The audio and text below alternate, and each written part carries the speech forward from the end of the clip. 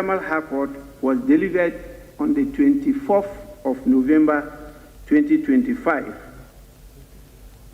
The statutory 7-day stay therefore remains in force until 1st December 2025.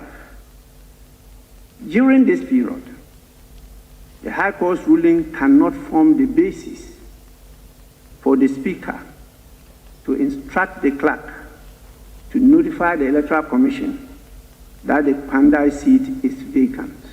He further directed the member to participate in proceedings. It's therefore too much premature to say that the Honorable Matthew Nyindam is disqualified from entering and participating in the proceedings of the House, because this period still falls within the 7 days mandatory stay of execution of the order. Honorable members, this is not a declaratory order. It is an executive order that was delivered by the High Court. Well, so earlier in the week, the Speaker of Parliament gave the Member of Parliament for the Pandai constituency, Matthew Nyindam, a lifeline. But then to what end? Well, this is a conversation that will touch on, especially because of how the coming week will look like. It's been quite clear the path that the Speaker expects this particular matter to take, despite the positions taken by both sides, with some pronouncements that you have some legal practitioners describing as a possible contempt of court. We'll see how the coming days will look like on this matter. But this morning here on Key Point, we're also live on 3FM 92.7, also on TV3 Ghana on Facebook and on DSTV channel 279. We're all across the world on 3news.com. The diversity in our senior high schools especially is a conversation that keeps coming up every now and then in different forms. We've had issues with whether or not it's acceptable for young girls to wear hijab, that's Muslim young girls to wear hijab in senior high schools. Not all of them. There's been specific instances with specific senior high schools. The latest is what happened in the Wesley Girls Senior High School, that a Ghanaian national and a Muslim, for that matter, decided to test the law and ask a question of law of the Supreme Court. And the Attorney General provided a response. This week has gotten us talking again, which has stoked a national conversation about what should be the way forward dealing with this matter. We would have a progressive conversation that seeks some level of understanding and then also consideration of this matter from both sides going forward, bearing in mind that this matter is in court. So we're guided. We'll have a conversation this morning about diversity in our schools. And also here on Key Point this morning, there's been some conflicting figures about how much this entire SML deal was supposed to cost the nation. Manasseh Azura-Awuni, who did an investigative piece, extensive one on this matter, that led to all what was uncovered in this SML deal, holds a view about how much he was able to uncover, taking into consideration publicly verifiable data and documents from the Public Procurement Authority and others. The special prosecutor this week responded to him with a figure of some 2.7 billion. We've been asking questions of exactly what the source of that particular figure is, and also whether or not the special prosecutor could have put Ken Ofori-Atta on a stop list, and whether that stop list would have made any difference at all. Well, it's a conversation that we would sink our teeth into this morning, especially because of the question of accountability and exactly what the special prosecutor is doing in this regard. We'll have a conversation here on Key Point. And also, we're taking into consideration this week, the budget debate has been wrapped up in Parliament. COVID-19 is finally, there's a COVID-19 levy, is off our books. That one city is off our books. And then we also have the extensive reforms into the VAT that has led to the effective VAT rate being reduced from 21.9 to 20%, also approved by Parliament this past week. Now, that would have an impact on our revenue as a country. But the Finance Minister, Dr. Kwasi Ato-Forson, is quite clear in his mind how the next fiscal year 2026 will be. There are some concerns that some financial analysts have. Joe Jackson is going to be joining me. We'll have a conversation. Dr. Theo Acheampong will also be joining me. He's a technical advisor at the Finance Ministry, but also he is a financial risk analyst and a political risk analyst and an economist as well. He's going to be joining us. We'll have a conversation. And as we go on, we'll have Martin Pebu, private legal practitioner. Also, Adam Seranu, the co-chair of the Citizens Movement Against Corruption. And Dr. Joshua Zato would also be joining us this morning. Solomon Owusu would be joining us as well. He's a director of communications of the UP Plus party. He'll be joining us this morning here on Key Point. Stay with us. We'll be back shortly after this quick break. My guests trickling in, they take their seats right after this quick break. We'll start the conversation right now after this break with the poll tracker. Stay with us. This is Key Point. Welcome.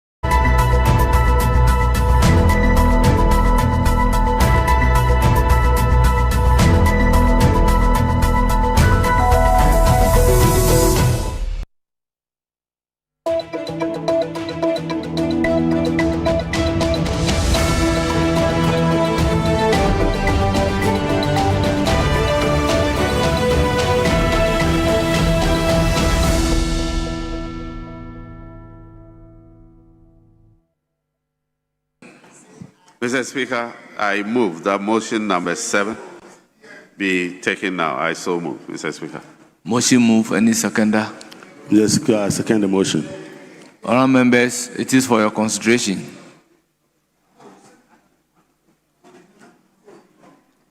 Honourable members, I'll put a question. The question is as many as are in favor of the motion numbered 7 for the third reading of COVID-19 Health Recovery Levy Repeal Bill 2025, say aye. Aye. Those against say no. The ayes have it. The motion is carried. An act to repeal the COVID-19 Health Recovery Levy Act 2021 at 1068 and to provide for related matters. Honourable members, the COVID-19 Health Recovery Levy Repeal Bill 2025 is duly read the third time and passed.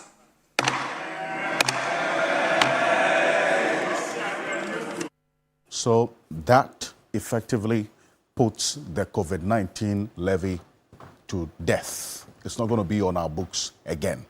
Well, but then again, it spells a particular conversation which we're going to get into right now here on The Key Point. Welcome to the Poll Tracker. This is a segment, if you're new to it, we rely on publicly verifiable data to track a particular process that tells a story, either politically or matters of the economy, the environment, anything that is of concern to you that is reflected in data, we capture it on the Poll Tracker. This week, the COVID-19 levy was buried. Well, my guest says for good. We'll be finding out exactly why this is the case, especially because if you look at least the budget that was presented a little over 2 weeks ago by Dr. Kasia Ato-Forsyth, one of the surest revenue lines for the country was the COVID-19 levy. And it was good reason, because it was imposed as an indirect tax. You go and buy anything, you pay for it. You go to the supermarket to purchase a few things, you pay for it. What this effectively means is that with what has happened this week, that levy is going to be off our books. When would you not see COVID-19 on your receipt if you go and buy one item from a supermarket or any other shop that charges VAT? That is what I'll be finding out from my guest this morning, because after this event in Parliament, a number of you started sending me messages that on that day you went to buy something, you still saw COVID-19 levy on your receipt is being charged. So what next? We'll have a conversation this morning. But then, this budget has a total expenditure of over 302 billion Ghana cedis. There's actually an astronomical increase in terms of the real values of expenditure over and above what we saw in the fiscal year 2025. The Finance Minister, Dr. Kasia Ato-Forsyth, was on this show 2 weeks ago. He justified why this much has been projected to be spent as against the revenues that we're expecting. So already, as we have seen, this is not peculiar to this budget alone, there is that shortfall in the expectation of revenue that will lead to a deficit of some 34.4 billion that government will have to find ways to make up for, because every expenditure that is captured in here in the budget has a value, monetary value attached to it. That's what the calculation has led to this. And then we're not going to be able to raise that much to be able to make up for it. So we'll have to find ways to raise this deficit.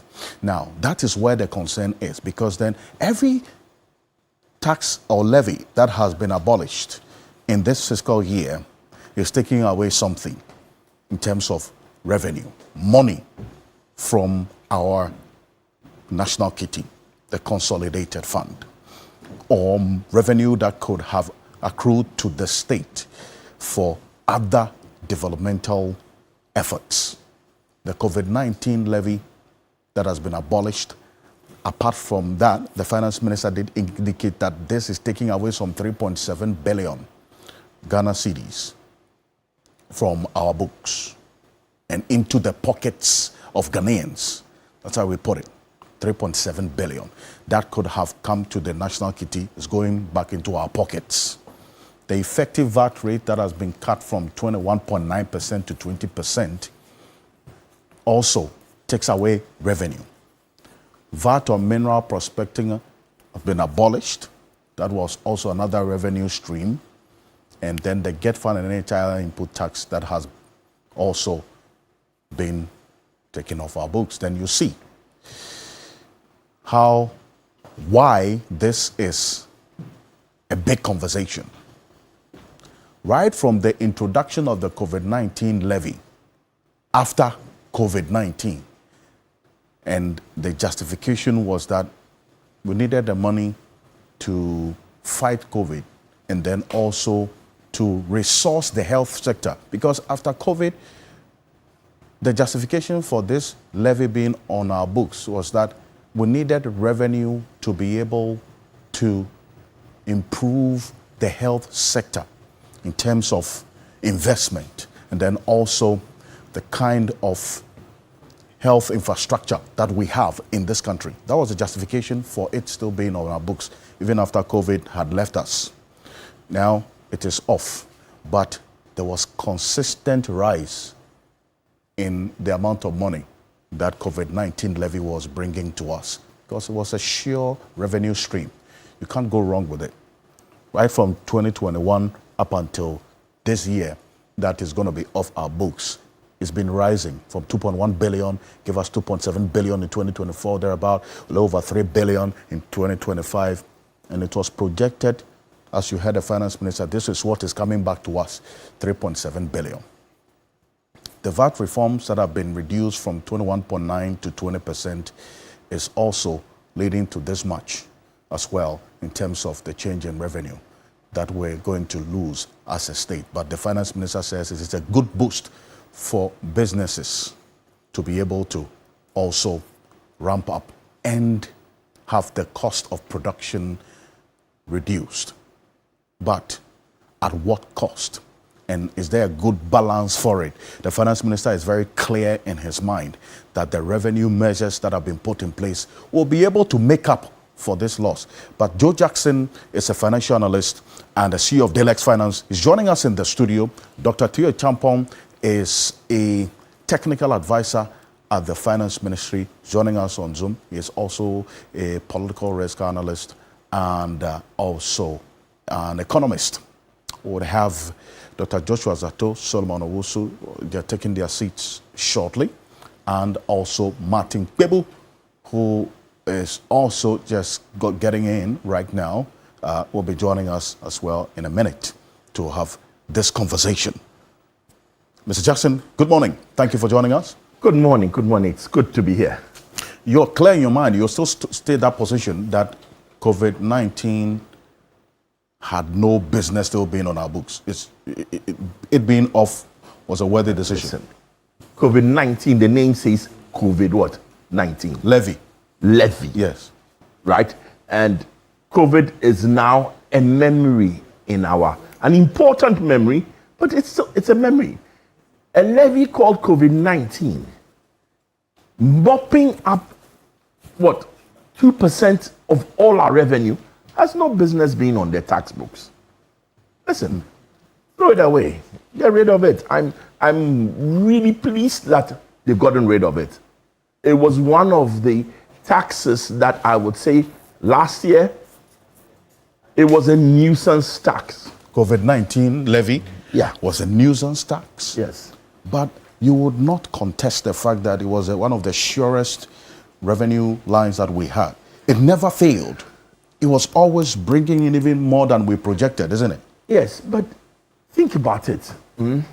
Let's be clear how we are collecting taxes. COVID-19 was an indiscriminate tax.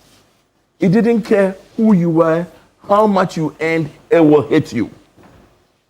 We're better off, and maybe we're veering into a slightly different area, but we're better off making taxes progressive so that the more you earn, right, the more you should pay.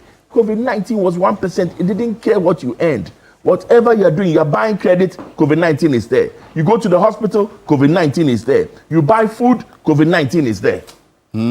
It was everywhere. And so, I dare say it hit the disadvantaged of our society harder than it hit the well-off in our society. Really? So it was a regressive tax Yes. measure. But this evidence is uncontestable, isn't it? No, there are two different issues. Was it an effective way of collecting money? Yes. But was it a fair way of collecting money? That's a completely different argument. Effective, yes. In fact, the credit is that I can imagine in that room in the Ministry of Finance where they're trying to balance the books, and somebody is saying, take away COVID-19, and somebody else is saying, are you for real? 2%? Wouldn't that create a hole? So obviously there is a debate, and part of the debate is what we're having now. The truth of the matter is that effective, yes. Important, yes. Fair, no. Effective, yes. Important, yes. Fair, no. No. Was not fair And you based see, on its impact. Let me give you another side of this whole argument. You see, when you take 100 cedis from private sector, from business, and give it to the government, it is important because the government has to pay certain bills. But yet at the same time, you're taking 100 cedis from what, all things being equal, is an efficient way of managing money and giving it to a thoroughly inefficient way of managing money. So you see, when for me, the biggest effect of this tax is not even so much the 1% that has been taken off and the little that if you bought a fridge for 1,000 cedis, you may see 100 cedis reduction. It is the fact that 3.7 billion is being returned to the private sector in this country to use in a more efficient way. And that will what will deliver growth. In fact, if you ask me, we are not going to see much of a price reduction. Remember that those who are selling, they have three choices. They can keep the whole 1% and put it in their pocket. They can give you part of the 1% back, or they can fully pass the 1% back. Yes. Even if they fully pass it back, like I said, if you bought 1,000 cedis fridge, you get what? Yeah. Something back. No, you get 10 cedis back. Yes. Not give me 100 cedis, 10 cedis back. So that's not the argument. But in this country, where private sector continuously remains the most efficient way of allocating our resources, of using our money, they have returned 3.7 billion to the private sector. And that will make a difference. In Delex, it will make a difference to my bills. And if we talk about the private sector being a more efficient way of spending money, then it's better than that money going back to the government. So that boost that the Minister of Finance talked about, that boost to the economy is real. I see. So yes. You say COVID-19 RIP for good. Oh.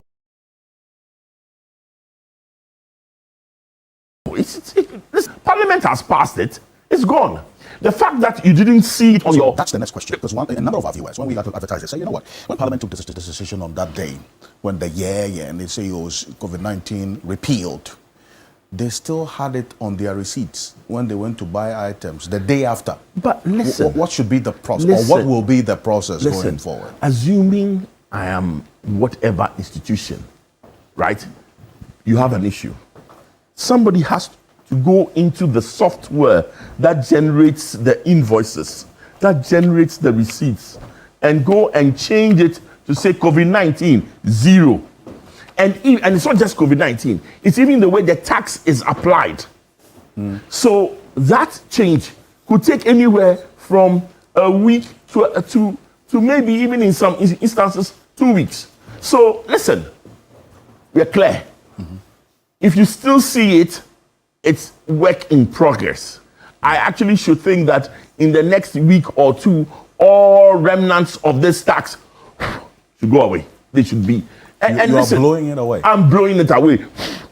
And I'm receiving the 3.75 billion on behalf of the private sector, saying we will use it in a better way.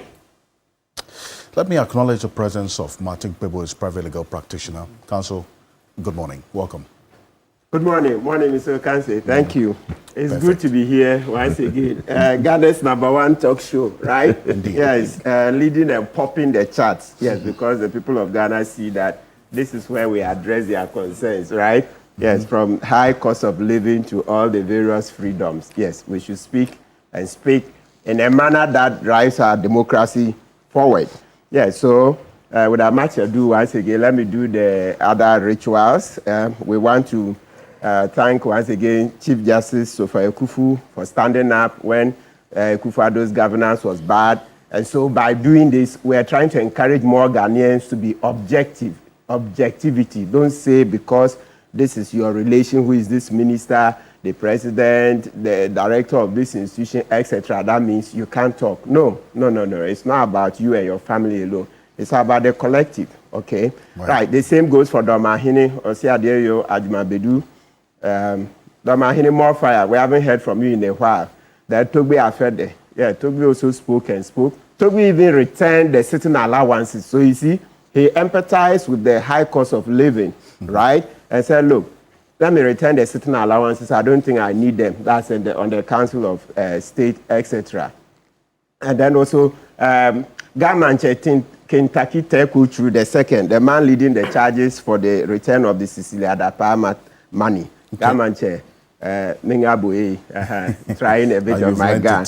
All right, so the story of 52.5 billion. Fortunately, on Monday, we met the Deputy Auditor General, yes. Frimpong something, yes, at the Lifestyle Audit Symposium. And I told him that now I'll be pestering him all over to make sure that we get that report, because we deserve to know where that money went. Because, you know, we can't just lose 52.5 billion, which is way in excess of what we borrowed from the IMF. Okay, so men above 40, please keep checking your prostate health. Yesterday night I was just watching, you know, even former Prime Minister of UK, Cameron. Yes, yesterday they did a news story where it showed that he has just checked, so they've detected his early. Yes. Can you imagine the Prime Minister? In the UK, they're also dealing with a situation where the number of tests that have been detected as having errors. So some persons who are negative are rather testing positive for prostate, and others who are positive are testing negative. Excellent. So they have to suspend the process. So it's an issue which we will get. It's a big one. So Ghanaian men, yes, let's continue using the old one and see how. And so they are trying to roll out a new test. True. Yeah, new test. Good. And then also I've just seen a new story. Maybe I'm new to it. I've seen 40 new armored vehicles to the Ghana Police Service to help fight crime. It's an issue we'll get into, so you can stay the steam on that one. Thank you very much. Let me acknowledge the presence of Dr. Joshua. If I get the middle name wrong, it's Jebuntie Zato. Jebuntie Zato. Very close. Dr. Joshua Jebuntie Zato. Thank you very much. Thank you, Alfred. Welcome. Good morning. Thank you. Yeah, this morning something quickly. This morning, today we are printing out the latest Dr. Zato in academia. Oh, my nephew is graduating from Kwame Nkrumah University of Science and Technology. Wonderful. With a PhD. So we now have Dr. Solomon Gbene Zato, my brother, big brother. We have Dr. Joshua Jebuntie Zato in the middle, and then we have Dr. Paul Alhassan Zato. So it's the Dr. Zato Trinity. We are storming academia like nobody's business. Wonderful. The Gillingham clan, the Balgana house, and Yefaja, and all are proud of you, Paul Alhassan Zato. Today, go make us. I should have been there, but you know, I cannot do this. For God and country. So you have a brother called Solomon. Yes, I have Solomon Gbene Zato. He's my big brother. Senior brother. Yes, I see. So that's why you. This Solomon is always trouble. He's mischief. He's mischief. He's always mischief here. Now mischief, I understand why. Solomon Owusu is joining us as well. He is the Director of Communications for the UP Plus Party. Thank you. At least now you have an understanding of why he has established that I'm the senior in here. If your senior brother is Solomon and you come here and you want to look down I'm talking about. You see the mischief. So it's settled. The matter is settled. It's settled. Indeed. Welcome, Thank gentlemen. Thank you, Alfred. Dr. Theo Champong is on Zoom right now, joining us. Dr. Champong, if you can put your video on for me, that'll be good. And thank you for joining us here on Key Point. Dr. Theo Champong, appreciate you. But you heard Joe Jackson clearly indicating why COVID-19, although the COVID-19 levy, although it was a sure source of revenue for us, there was no business it still remaining on our books because it was a regressive tax measure, even though it was bringing in revenue. But then does the revenue, or do the revenue measures that the finance minister has talked about give you the answer to we plugging the revenue that we're going to be losing as a result of the repeal of the COVID-19 levy? I'll start off with you. Solo? Yes, thank you very much, Alfred. I think as a country, you must understand that revenue, if you are targeting revenue, it means you must be targeting expansion of an economy or business, promotion of business. Many a times, what our policies seek to do is to be targeting how much government is gaining from taxes, but rather not how we can improve the environment for which businesses will thrive. I mean, Alfred, if taxes are low in any country, what it does is that it promotes business. And every government in this country, indirectly, governments have 25% shares in all companies. Because at the end of the year, if a company does well, the government goes for what we call corporate tax. And so from that corporate tax, you can be making up for these COVID taxes that you are imposing on businesses. But if you tax the people more, now products coming from companies or businesses become expensive.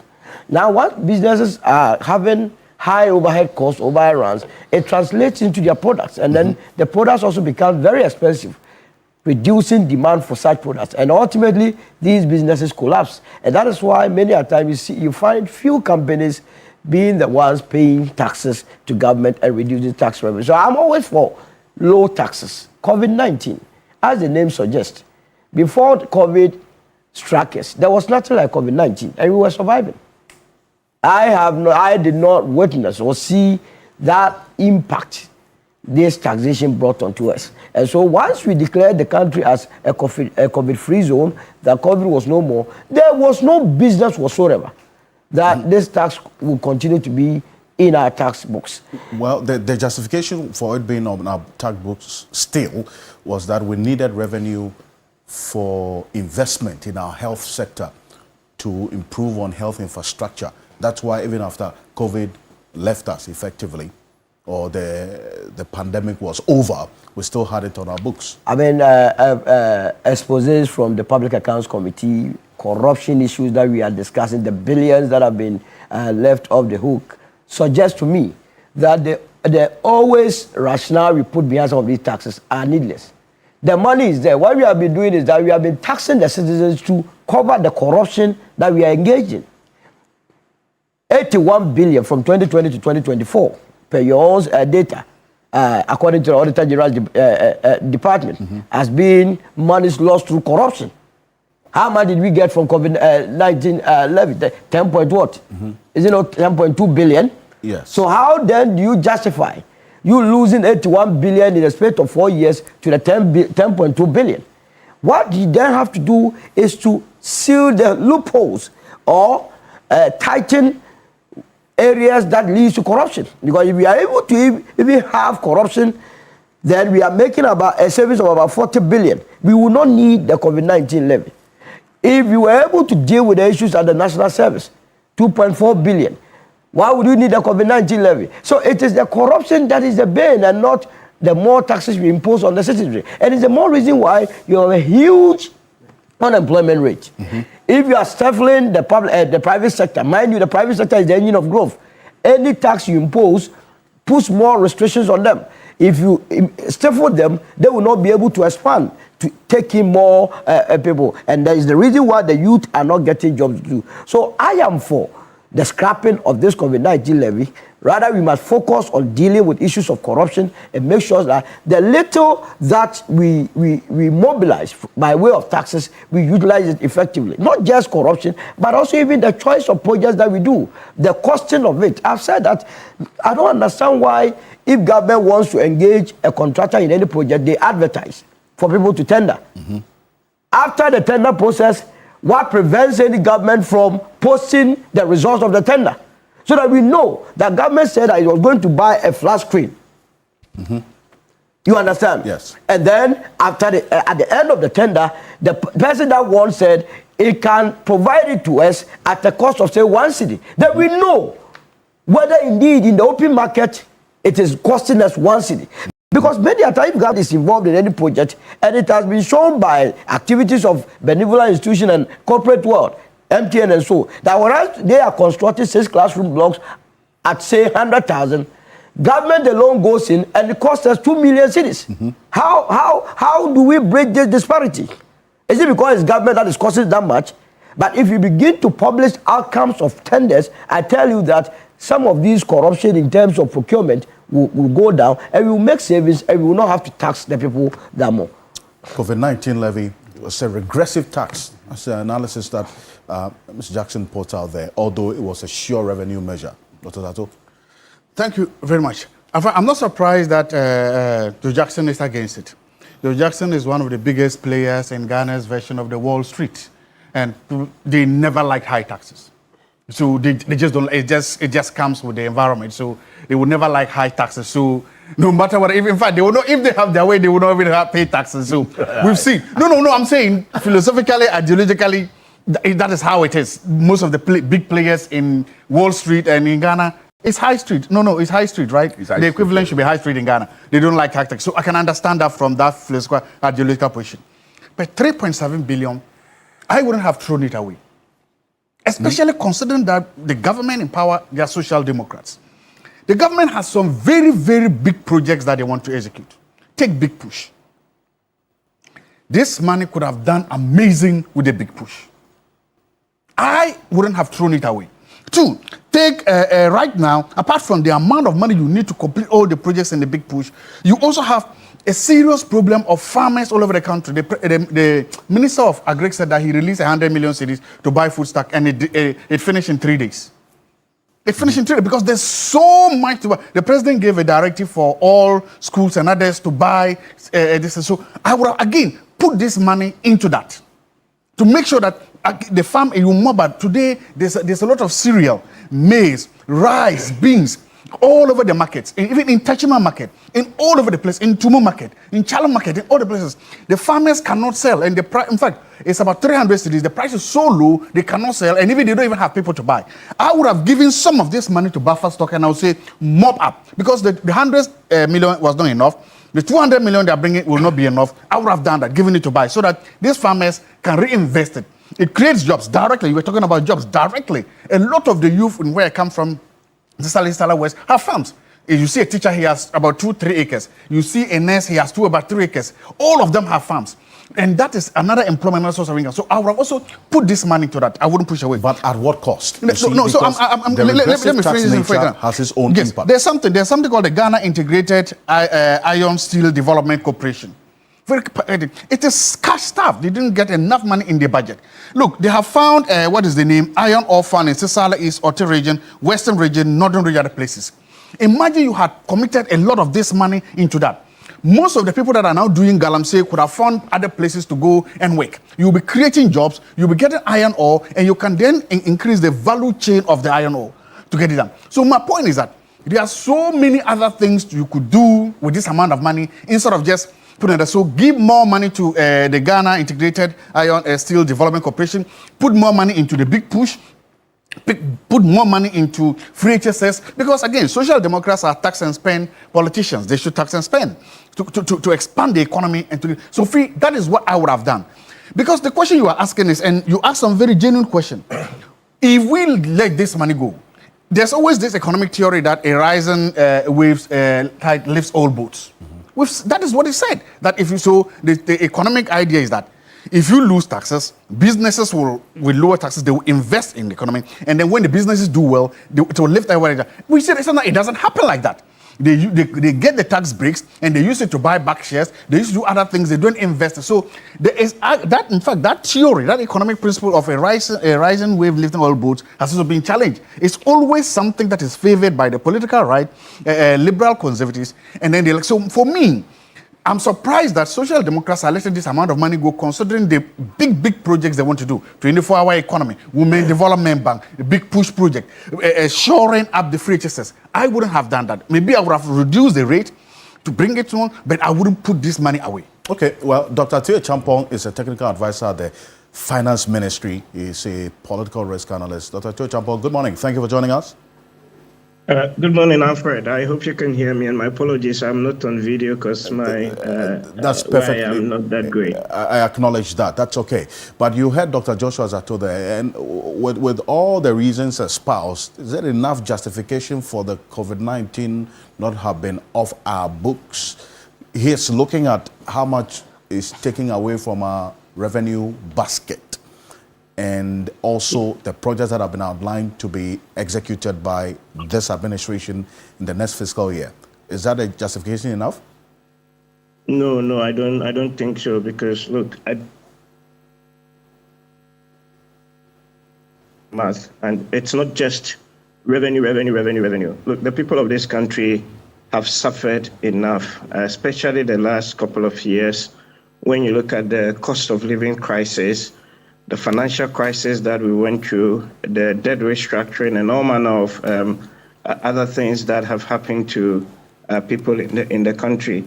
And when you introduced a measure, so-called COVID-19 levy, and you don't have the pandemic around anymore, it's quite difficult to justify that. I get the point that he's saying that, this money could have been used for other things.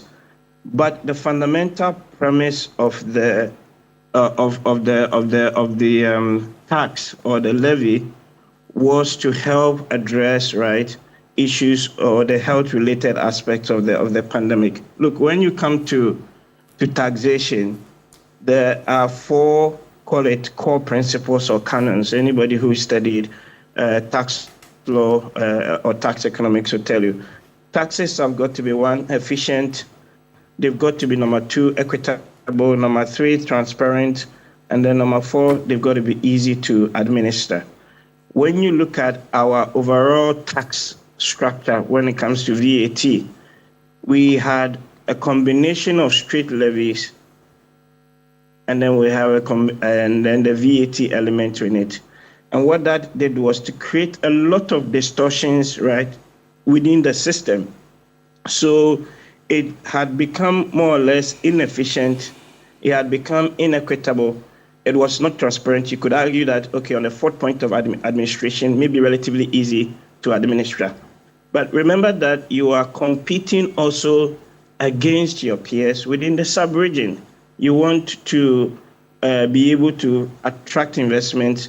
At the same time, you want to help your citizens and households and businesses that have gone through a very, very torrid and difficult time as a result of the pandemic and cost of living issues. So when you are looking at a region, the African and the West African region, where the average VAT rate is around 18%, and Ghana's VAT is close to 21.9%, that is a strong disincentive for investment. And then at the same time, you are punishing households. So really the policy decision was to try and rationalize this tax base, to make it a bit more efficient, to make it equitable, to make it transparent, and then to, of course, make it very easy, to administer.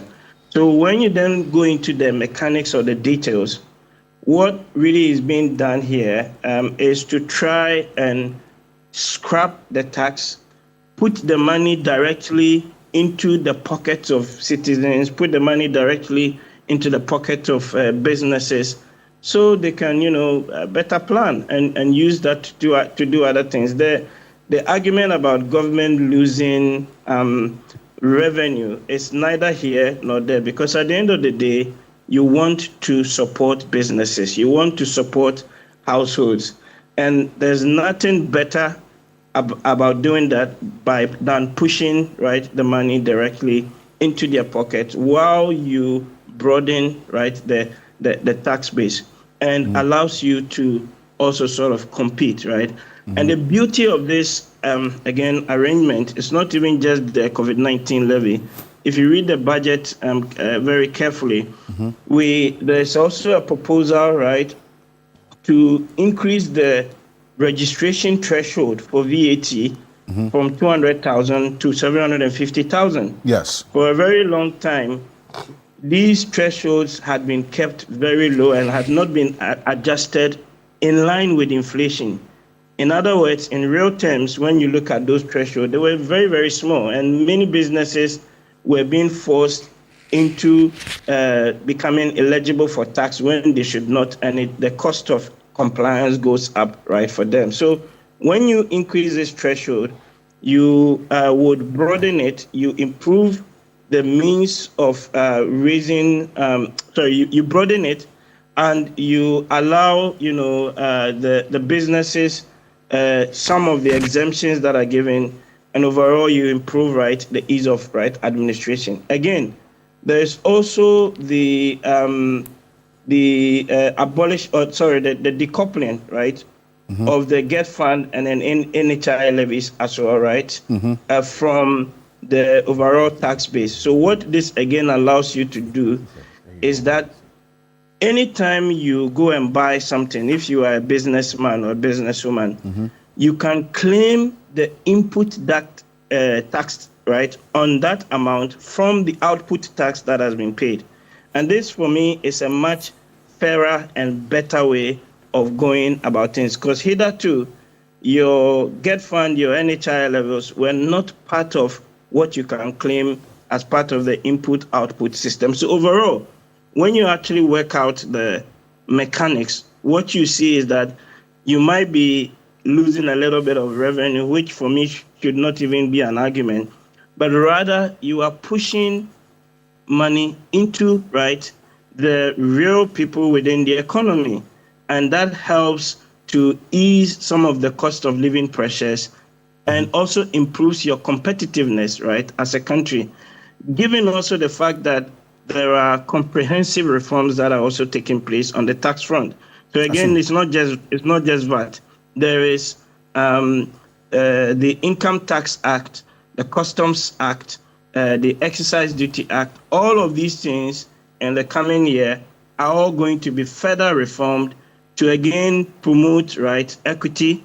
You want to ensure competitiveness, and then you want to allow that enhanced revenue generation. So really, when you look at the totality of the tax policy reforms that are proposed, within the budget, it is not just a question of losing revenue per se, but you are actually broadening the base, and you are pushing money into the businesses and into the households. I see. So you're sure as for the VAT, the element of that COVID-19 bit in there, those things were all highly regressive, and it was an inefficient way of collecting revenue. I see. So you're sure that all these revenue measures, the policies and interventions, the reforms we're seeing will be enough, all things being equal, to make up for the loss and even rake in more revenue in the next fiscal year?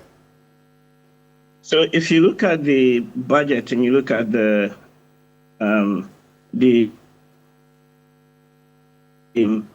fiscal term framework, right? So there's a table 14. That gives you an indication of the next 3 years, 2026 to 2029, the medium-term fiscal framework.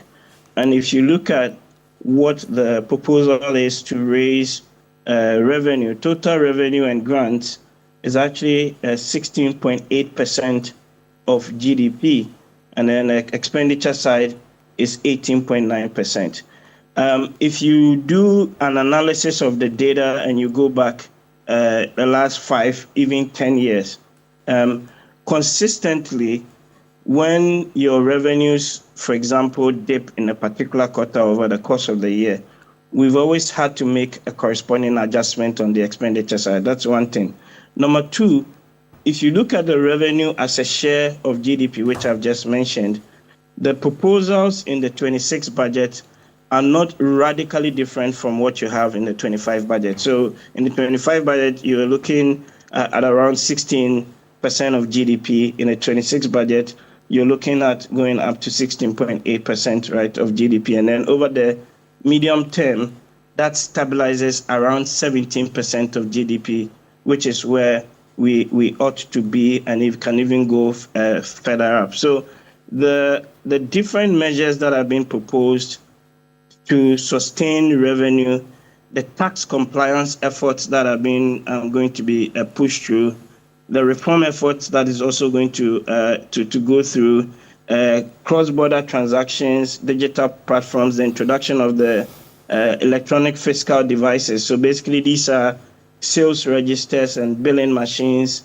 would all go a long way to ensure that the revenue base is met. And actually, interestingly, when you look at the data and the evidence base from these electronic fiscal devices, right, from Ethiopia, from Tanzania, from Zambia, all the evidence is actually quite clear that when you bring in these electronic sales registers and POS and other billing machines, right, one, they actually increase the reported sales, and number two, importantly, the tax payment also goes up. That's one. Right. Number two, the tax base does not even appear to be negatively affected, right? So that's some of the concerns that people often have. But the evidence within Africa and many other jurisdictions actually shows a very strong positive relationship between the amount of tax that you're collecting through these electronic devices and total tax revenue collection. So again, to state the point, it's a comprehensive set of reforms that are being pushed through, and it should not have that much of an impact on your revenue. Importantly, you are pushing money to people within the real sector of the economy. That's really is the important point. I see. People, you hear the technical advisor at the Finance Ministry, Dr. Teo Champon. The tax, yes, any tax measure must be effective and easy to collect. Look at COVID-19 levy. Joe Jackson's verdict is that it was a regressive tax. There's no reason for it still being on our books. And also the consideration that Dr. Zato brings in about how much is taken off our books. Well, Dr. Teo Champon says there's enough in place in terms of policies to make up for it. But then again, justification for it being off our books, good measure? Absolutely, absolutely. Let me add this. So far, I haven't heard that, and then we'll come to the real economics aspect. You know, this is a tax policy that President Mahama pledged to abolish when he takes office. So as part of the campaign, for the 2024 election, he pledged. And also, if you check the 120-day social contract, it's in there that he will abolish it within the first 100 days, right? Yes. I will scrap. So watch, CTFM has this, citynewsroom.com, 24th August 2024 has this. I will scrap e-levy, COVID levy, other taxes within 100 days in office attributed to President Mahama. That's 24th August 2024. Then you have other stories. So that one, we can't deny it. Look, different portals all carrying the story that the president had promised to abolish it, right? So, you know, in politics, of course, there's economic justification, but we are just reminding ourselves, okay, this political aspect. It became a political issue as well. Yes, a U-turn can be very costly, very, very costly. You know, in the UK, like this, one example, Keir Starmer and Richard Reeves, they are suffering because of U-turns, some U-turns they've made, and, you know, voters are, deserting them to the extent that even now reform looks very attractive. They said today, if they were to hold elections, reform would win, would beat Labour and the Conservatives hands down, etc. And you see Ghana too, we are very savvy people. The 2024 election showed that we are very, very savvy. The only part we are yet to improve on is that's what we are savvy when it comes to elections, voting.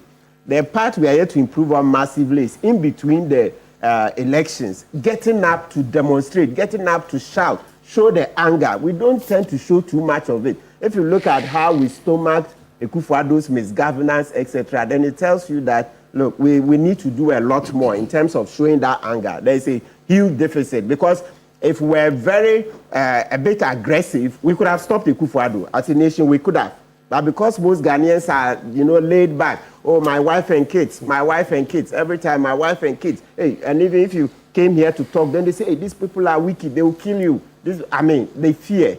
Maybe let's give another 2 election cycles. We hope that will change. Because historically, at the symposium we did on Monday, the lifestyle audit, Dr. Agbe came to say that, yes, even research during Kwame Nkrumah's time showed that Ghanaians have always been laid back. We are timid people. We need to get rid of that timidity because when you don't, yes. So that's a bit of history comes into this. So what we're saying is that, look, this is an electoral promise that the president couldn't have done anything about. He said even at one point within 100 days, then another point they said within 120 days. But what time are we now even getting rid of it? This is what? November. So it's gone into what? About 10 to 11 months into office, you say. So in a way, it's not even been done according to plan. But it's better late than never.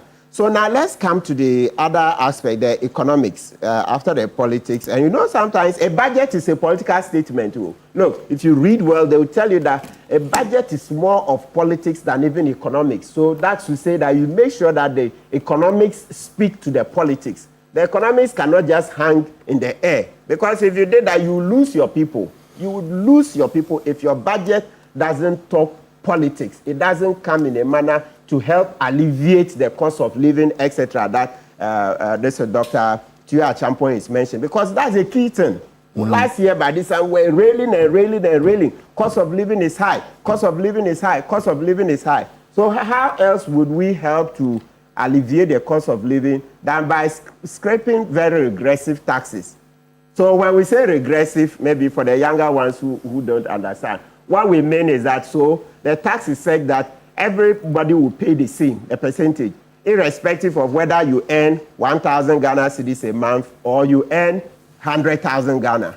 So that's what we mean by it's regressive. So you see that if you earn 1,000 Ghana cedis a month and you are paying the COVID levy, in terms of percentages, you pay a lot more than the man who earns 100,000 cedis a month. So that's a regressive element. And knowing that this is a population where we have at least 10% living below the poverty line, you see that when we talk about regression, it's a serious matter.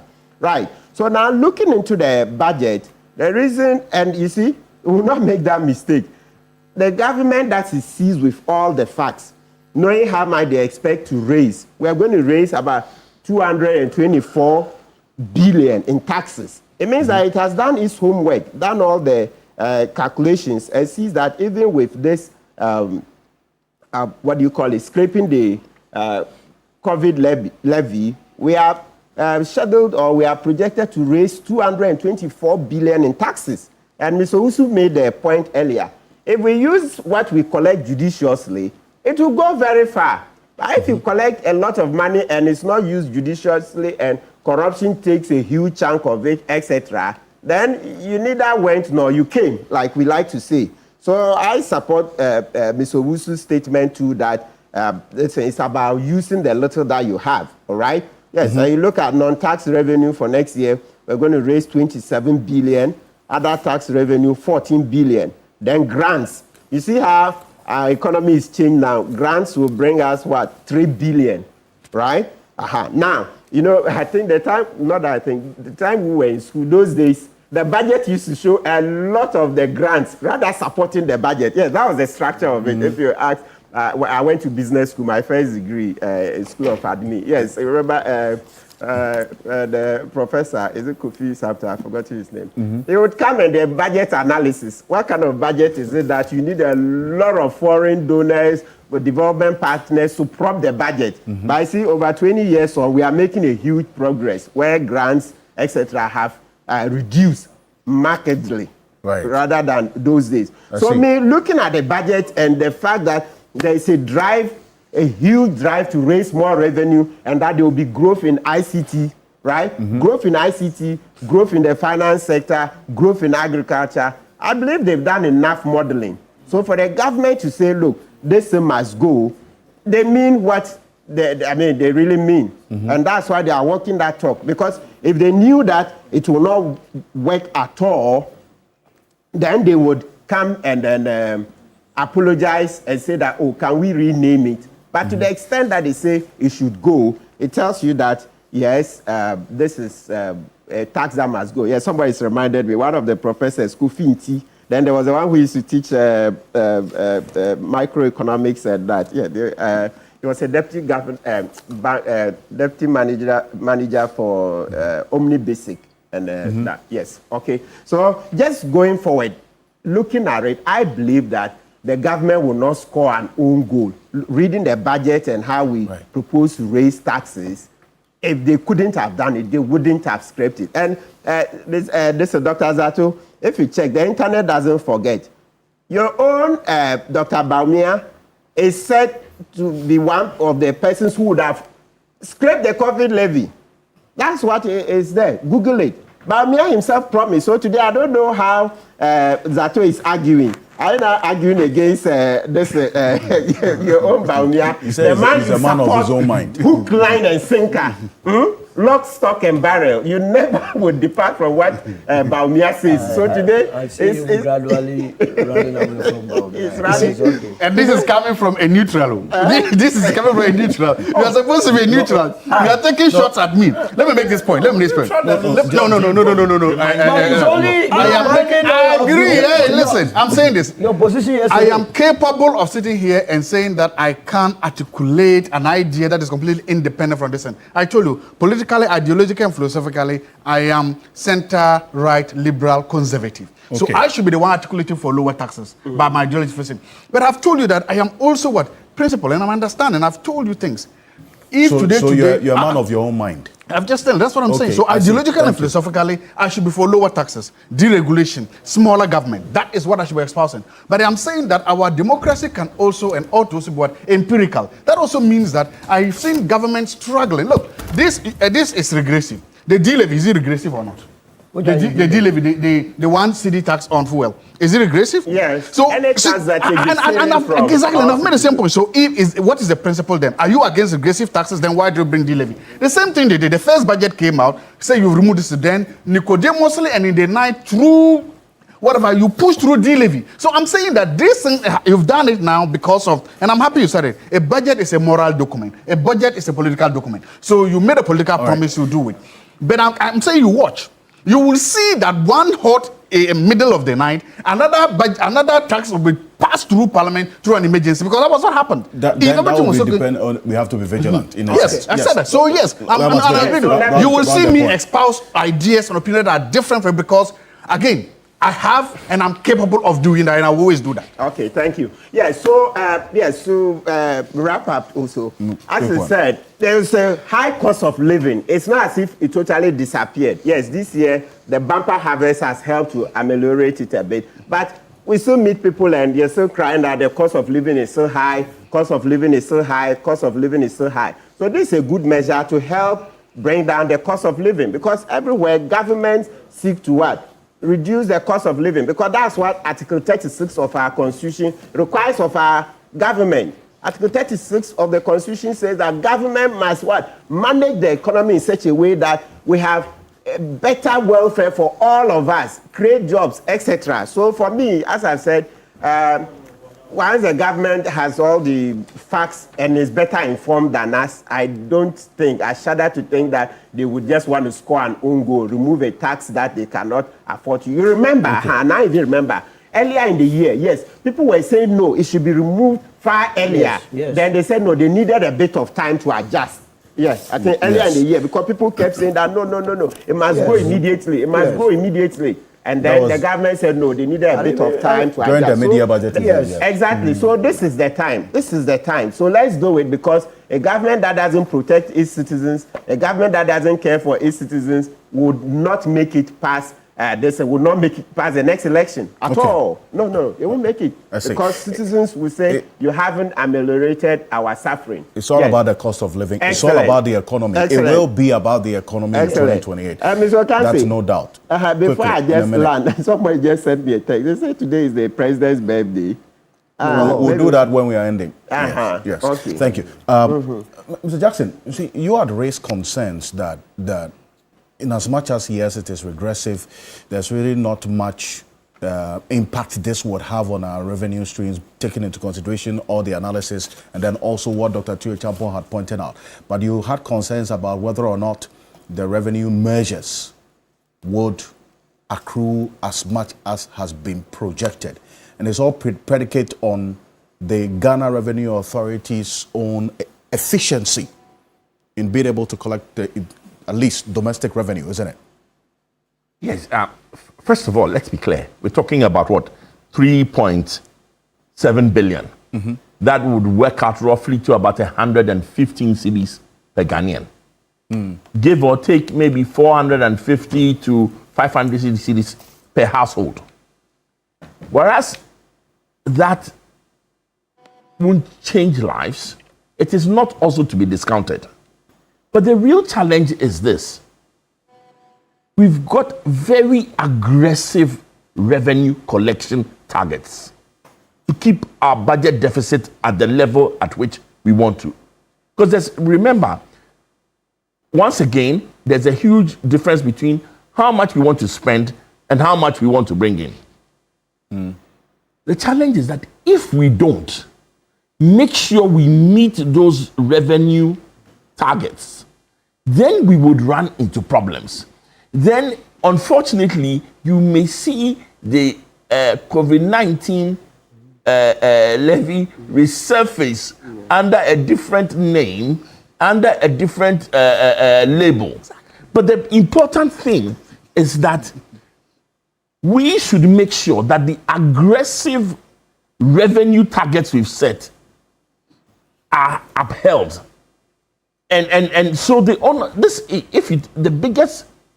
most important agency in this whole thing, right, in making sure that the removal of the COVID-19 has the full effect is going to be GRA. Ghana Revenue Authority. Yes. The Ghana Revenue Authority says, I will expand the tax base. The Ghana Revenue Authority says, I will make sure I collect. It should make sure it meets those commitments.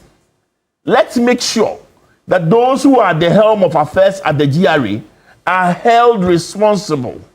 The KPIs are put in front of them all the time, reviewed all the time, so that we won't come back months from now to come and say, there's no revenue, there's no... Because you see, the amount there is significant. 2%.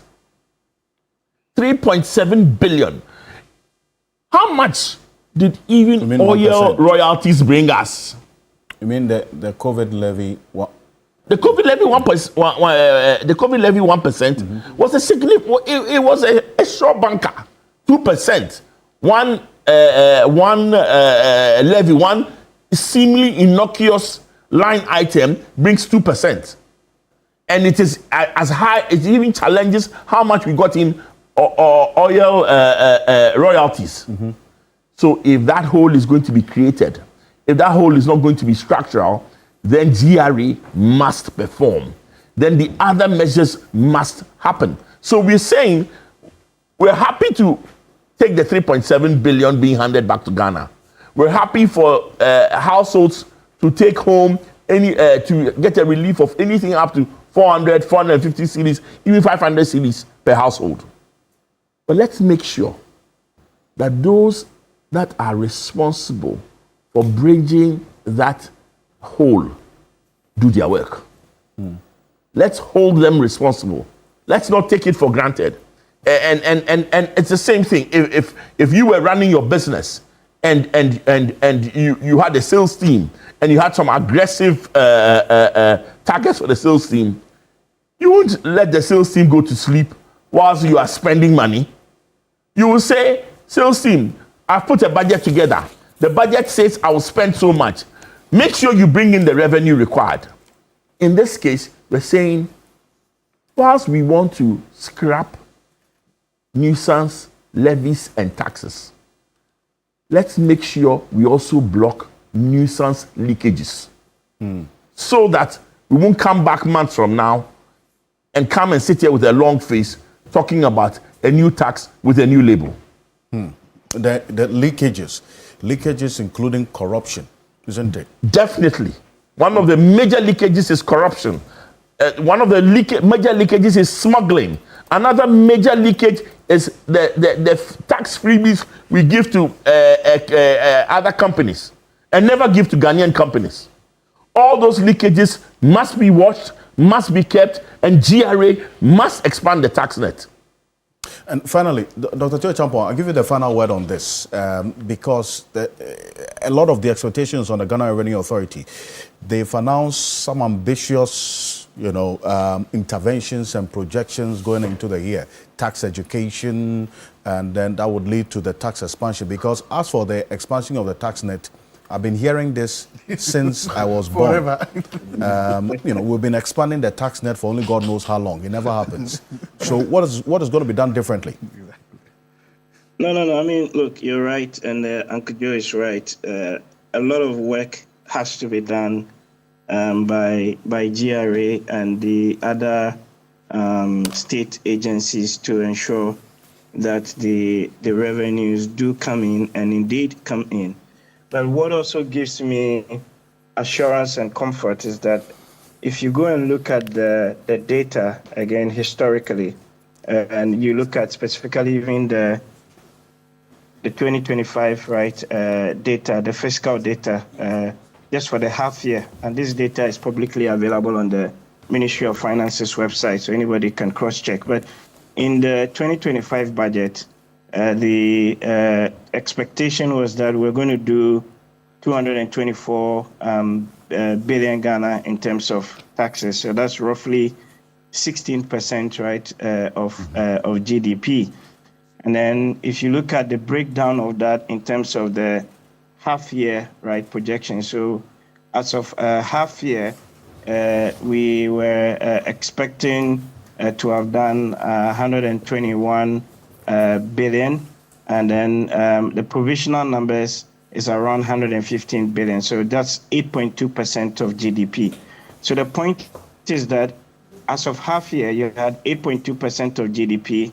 We're almost getting to the end year point now. If you did another half of that, you're going to meet your revenue target that you set within the 2025 budget for 25.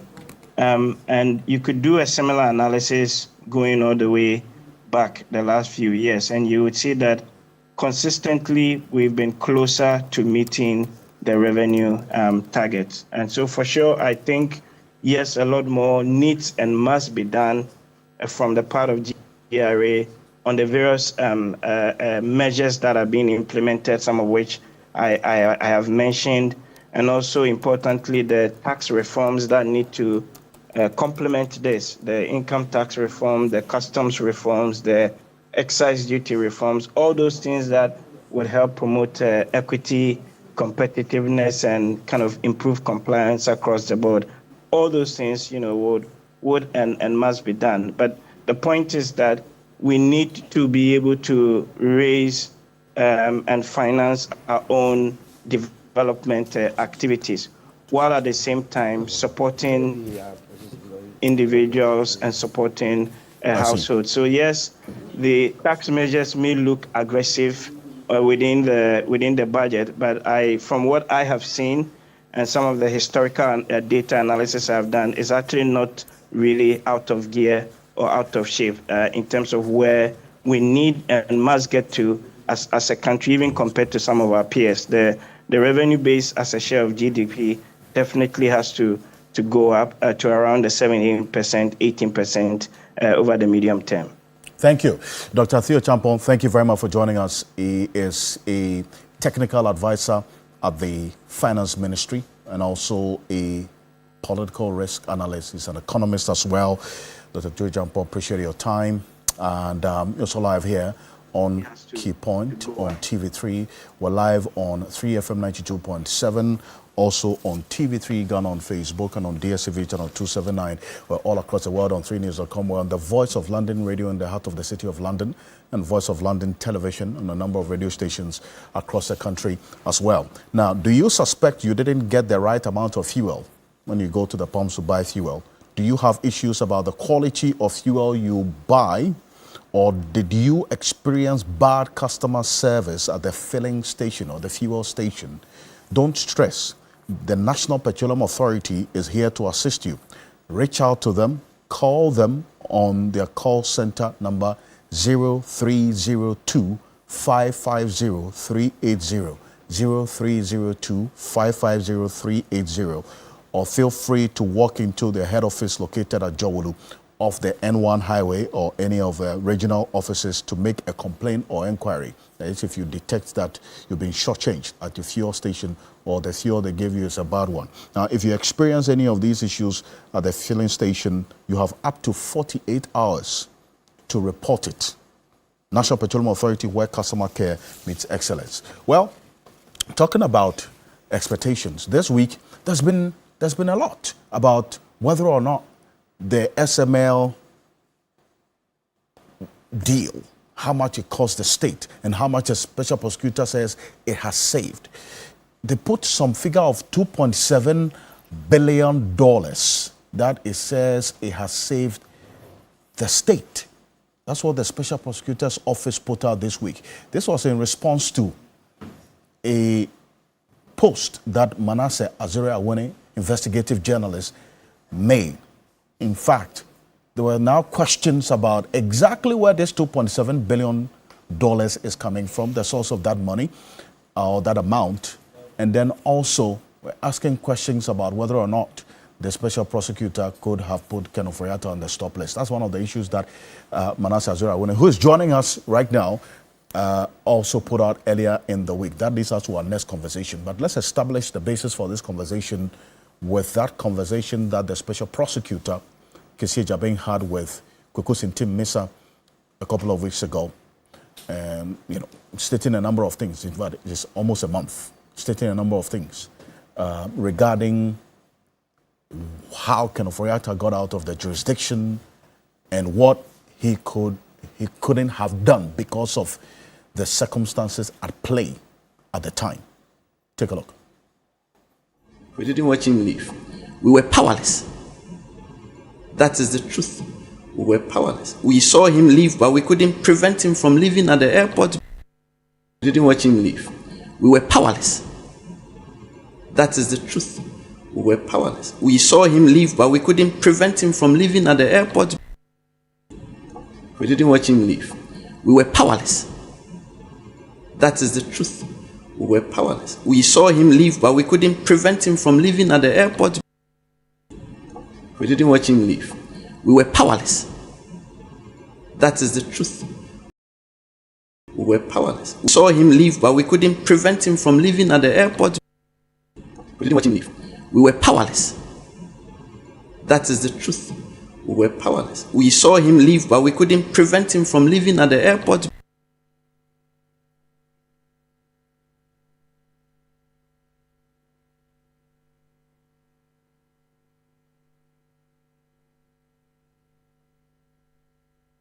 On TV3, we're live on 3FM 92.7, also on TV3 Ghana, on Facebook and on DSTV channel 279, all across the world on 3news.com.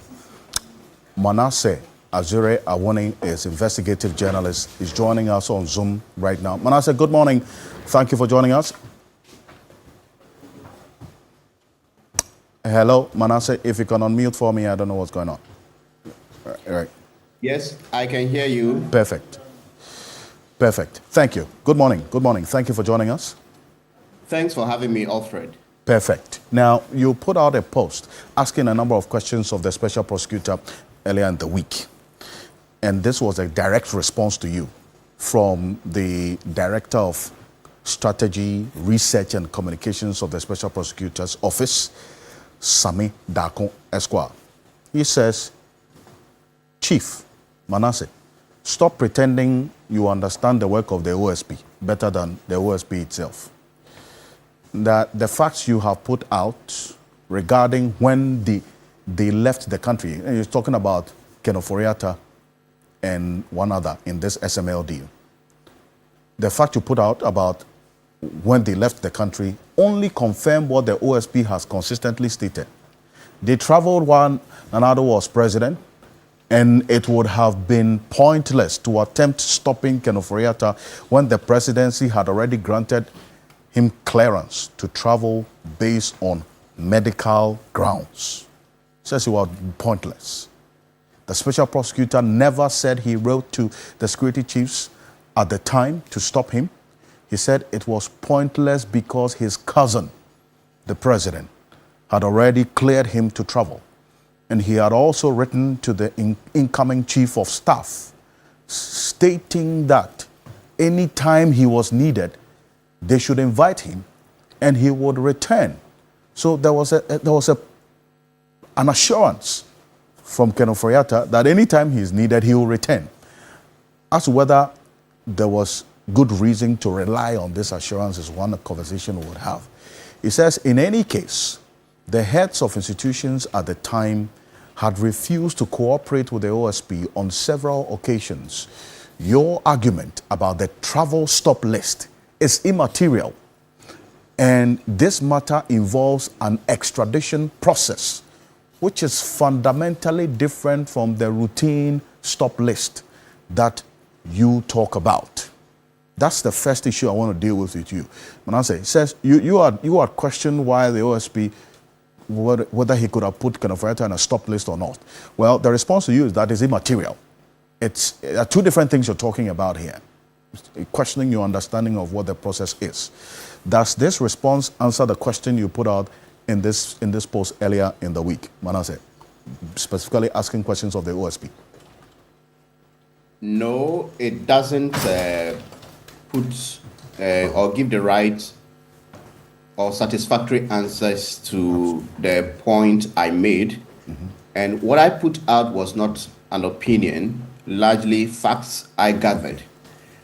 I started having issues with the approach of the OSP when I listened to that interview with KSM. And if you listen to the larger piece, he made this point over and over again about the president being the cousin of Ofori-Atta, and at a point even told KSM, the president is his cousin was the president, and I hope you understand the insinuation. Mm-hmm. The point that I got, or listeners will get from that interview, was that the OSP appeared ready to act, but the persons and the institutions that were to support or help the OSP did not. So I decided to ask the security chiefs at the time, and also highly placed sources within the immigration service. And the question is, did you receive any request to stop Ken Ofori-Atta? And then you said no. Because we watched him leave, but we're helpless. Nobody was prepared to help and all of that. And they said, no, we didn't get any such request. Then I went back to some of the people in those positions in high authority at Immigration, National Security, BNI, and started asking my sources within that even as we stand, do we have any such request coming from the Office of the Special Prosecutor to stop Ken Ofori-Atta or Ernest Akori? Mind you, if Ken Ofori-Atta was the the cousin of President Akufo-Addo, there was another man who also has been declared wanted in connection with the SML investigation, but has not been, but he left the country too. So I decided to go and then do the digging, and at the end of the day, he too was not stopped. And so the information I had from the current security chiefs is that both Ken Ofori-Atta and Ernest Akori are even not on the stop list as we speak. And I said, what does that mean? And according to them, if someone is not on the stop list, you can go out of your way to stop them from traveling. So if Ernest Akori is entering Ghana through the Togo border or even the Kotoka International Airport, nobody would stop him or arrest him because you don't have that instruction. And it is because the OSP has not triggered that. So I went to the special prosecutor, Mr. Ajabe, and then asked this question about first, whether or not his outfit asked for help from the past security agencies, the National Intelligence Bureau, the National Security, and the Ghana Immigration Service. And he said no. And I said, well, you said they are not, or they were not helpful, or they were not cooperating with you. And he said, yes, they were not. And he was sure that even if he had sought their help, they would not have stopped Ken Ofori-Atta. So that didn't, that's why he didn't make any attempt. Then two, on the current one, he explained like Sameh Darko is reiterating that it is immaterial and that they have their systems at the airport that should any or either of the two get into the country, that person may be picked up before they even reach the immigration. So it isn't necessary to trigger that stop order. And my sources within the security agency say that when a stop order is triggered, they don't only look at the airport, they circulate the details of the person across the sea and land borders of the country.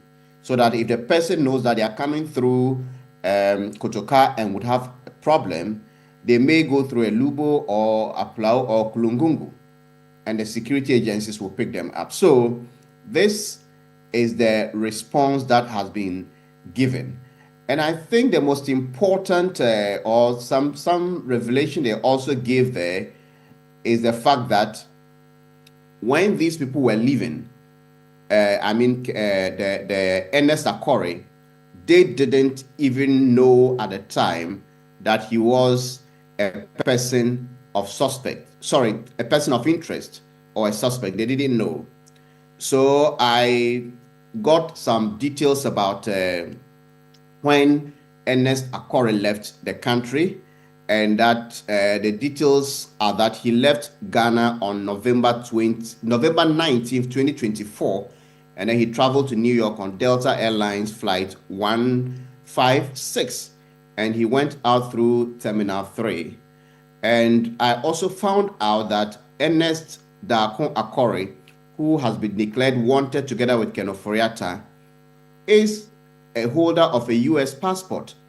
And then his passport will expire on August 4, 2031. I also discovered that Ken Ofori-Atta traveled on a Ghanaian passport, but he has 3 valid visas to the United Kingdom, Canada, and the United States. And then Ken Ofori-Atta's US visa will expire on February 14, 2026. On Valentine's Day 2026, his visa to the US will expire, Ken Ofori-Atta. And then his visa to the UK will also expire on April 21, 2032. And then finally, his Canadian visa will expire on May 31, 2031. And this is Ken Ofori-Atta. So he left the country on January 4, 2025, and he went through the Terminal 3 like Ernest Akori on the United Airlines flight 997 to Washington, D.C. Now, Ernest Akori left in November, Ken Ofori-Atta left in January. The OSP has confirmed that at the time Ernest Akori was leaving, the office did not know that he was a person of interest. And this is almost a year after the OSP received the petition to investigate this matter. And if you watch our documentary or read our reports, you will see Ernest Akori signing a letter on behalf of Ken Ofori-Atta, and you would see Ken Ofori-Atta being described in that documentary as the person behind the huge consolidated contract. His letters and everything is in there. And that brings us to the question as to why this important office for close to a year did not know that Ernest Akori was a person of interest in that investigation.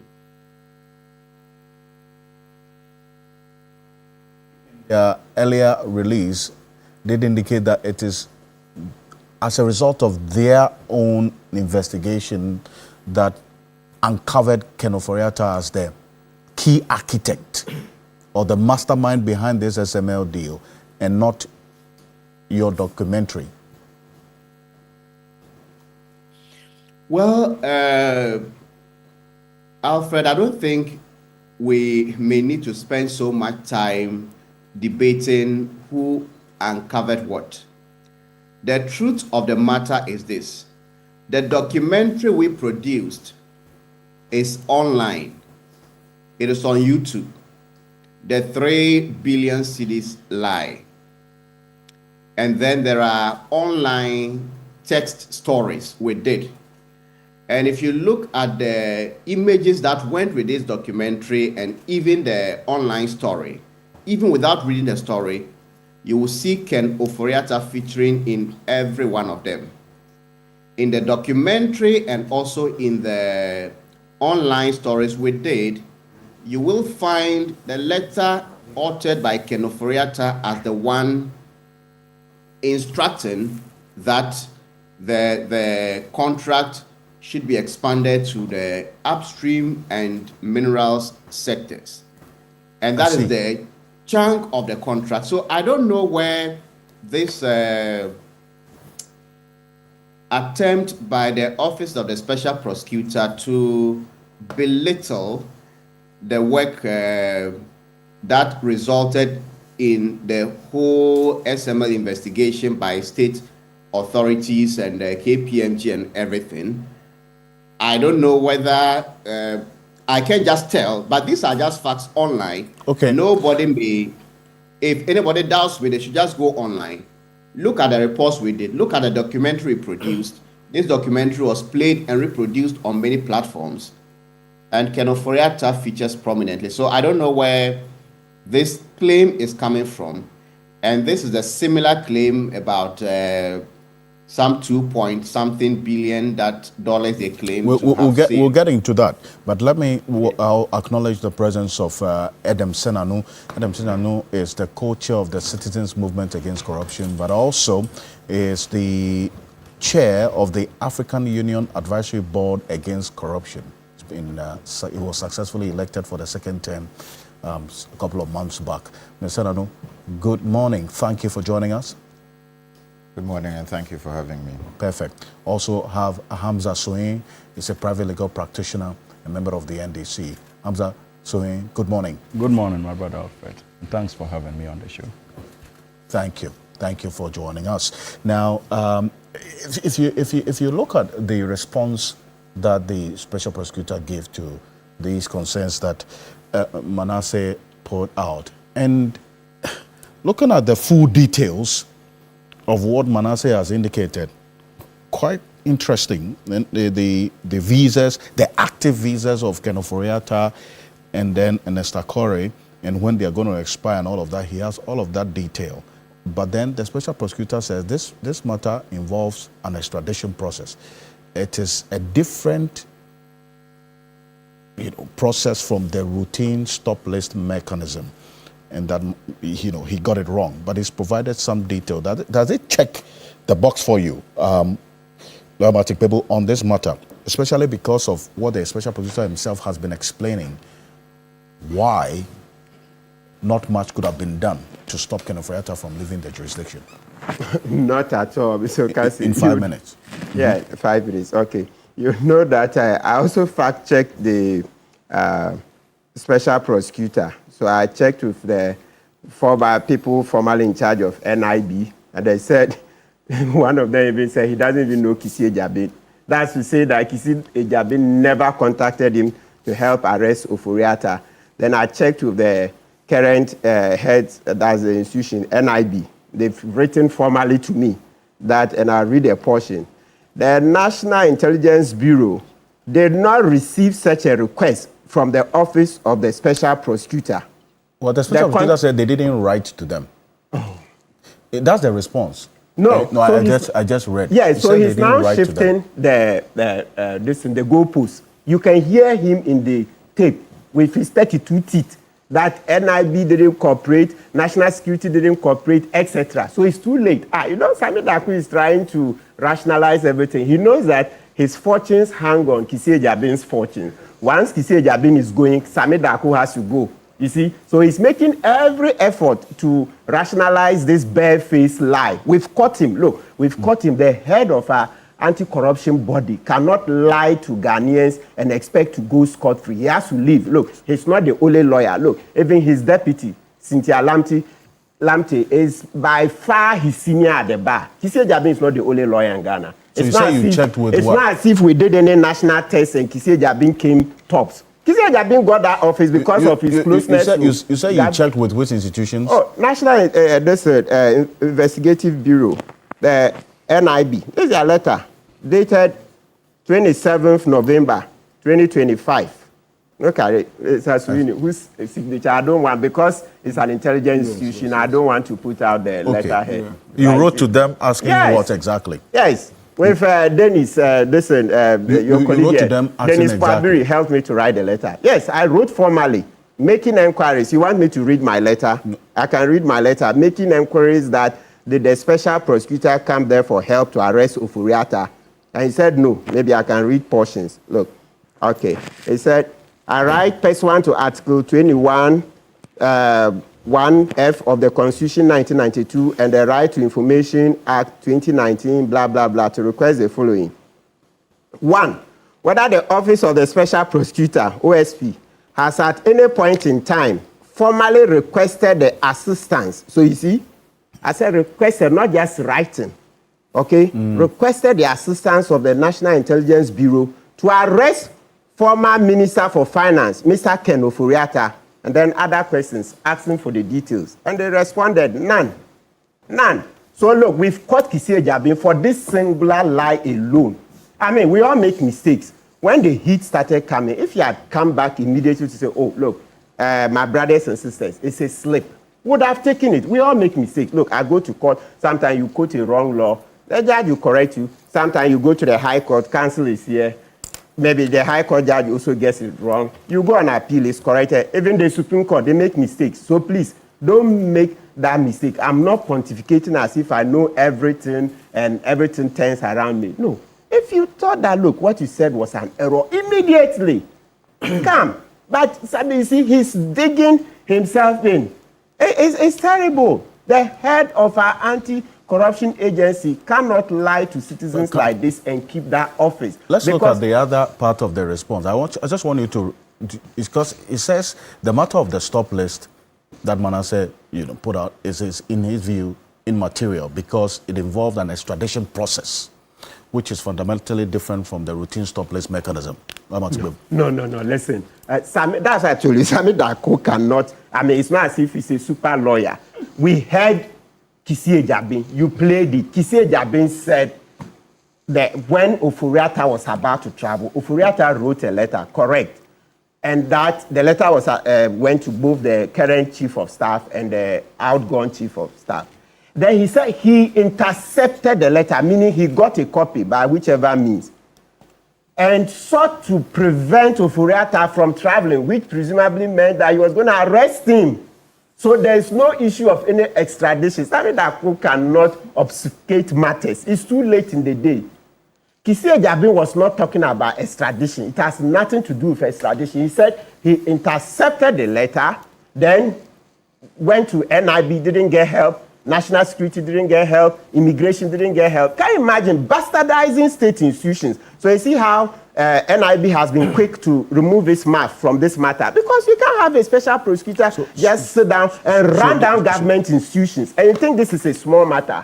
You run down other government institutions without basis. So look, it has nothing to do with extradition. Kissi Ejabin was not talking about extradition. He said he intercepted the letter and then sought to prevent Ofori-Atta from traveling. That's why even further went on and said that Ofori-Atta's cousin, that's the president. I don't use the word cousin. In Twi, there's no word for cousin. It's brother. Okay, brother. Okay. So Ofori-Atta's brother is a Kufuor.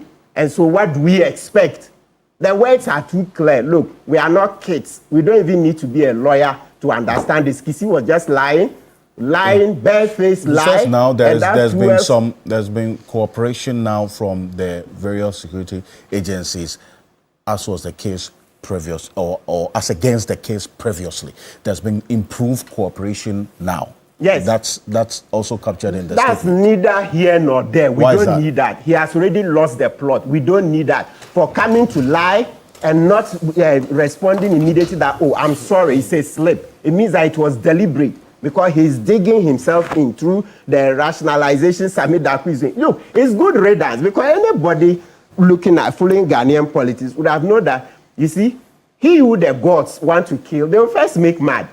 If you want to tackle anybody, is it me? Maybe we are coming to tackle.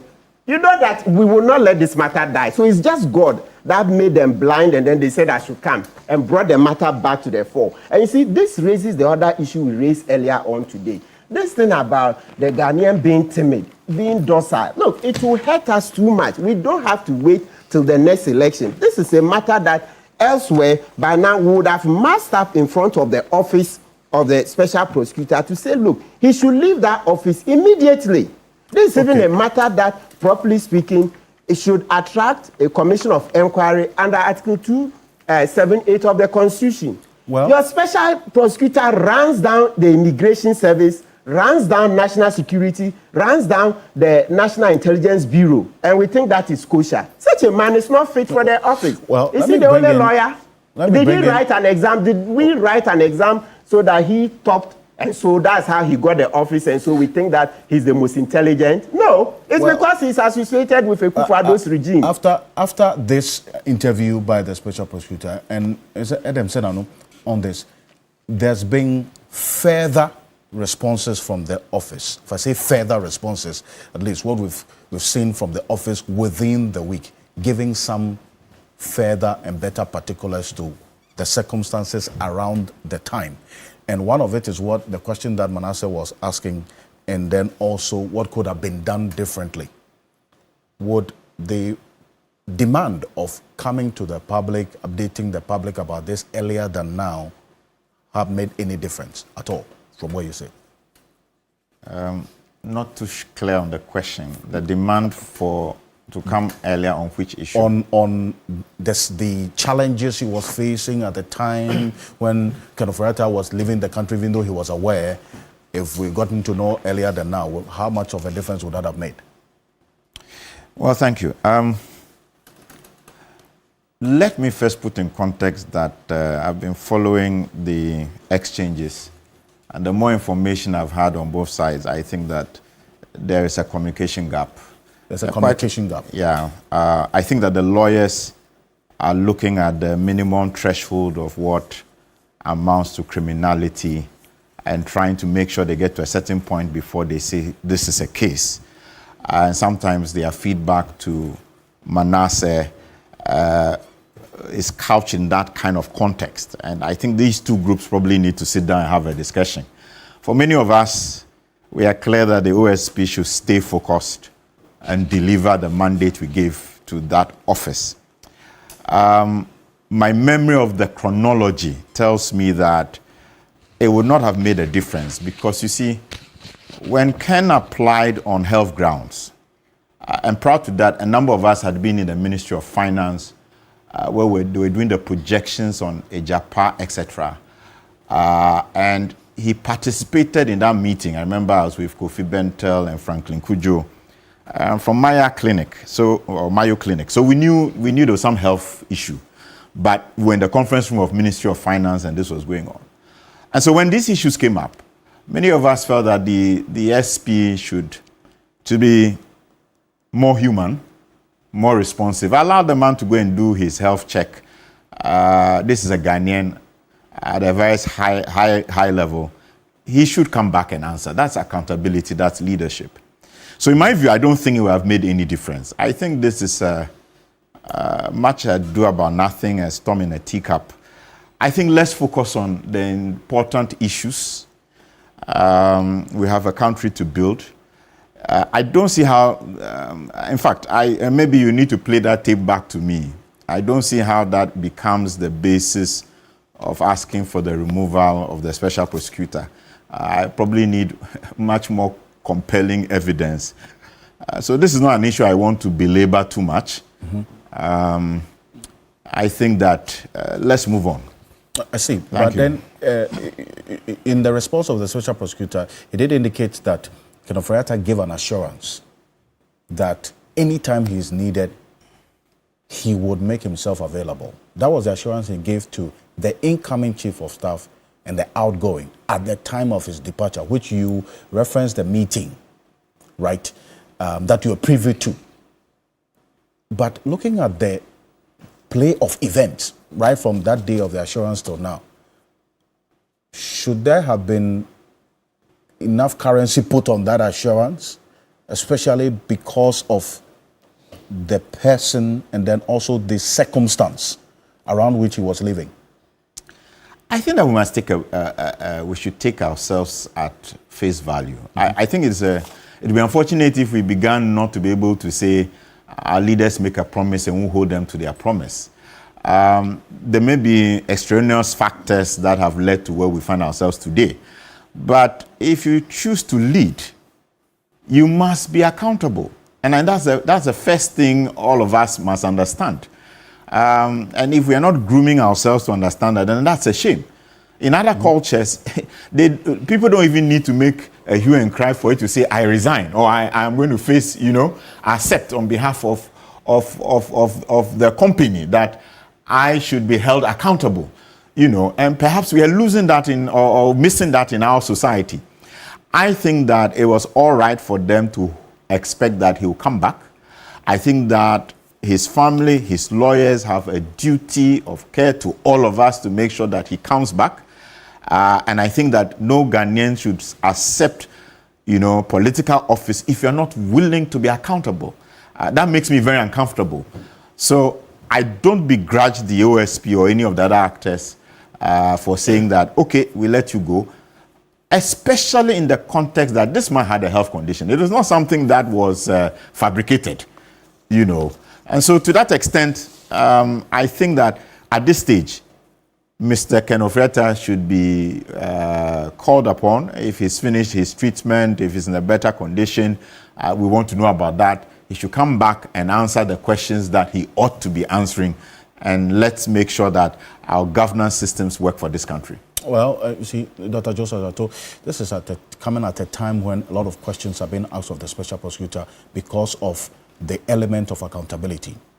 Because there's a number of cases at play right now that Kenneth Ofori-Atta will have to come and answer. Prime being the SMLD, which the special prosecutor himself has said that he is the chief architect of it, which is a subject of major investigation. Now, he stated that, well, and I knew he was leaving. I couldn't get the support of the security agencies. I have it now. We couldn't put him on a stop list because it's a routine and it is different from an extradition process.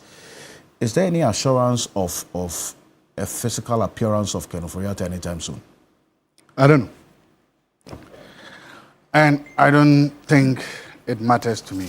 And I honestly don't care about that particular one.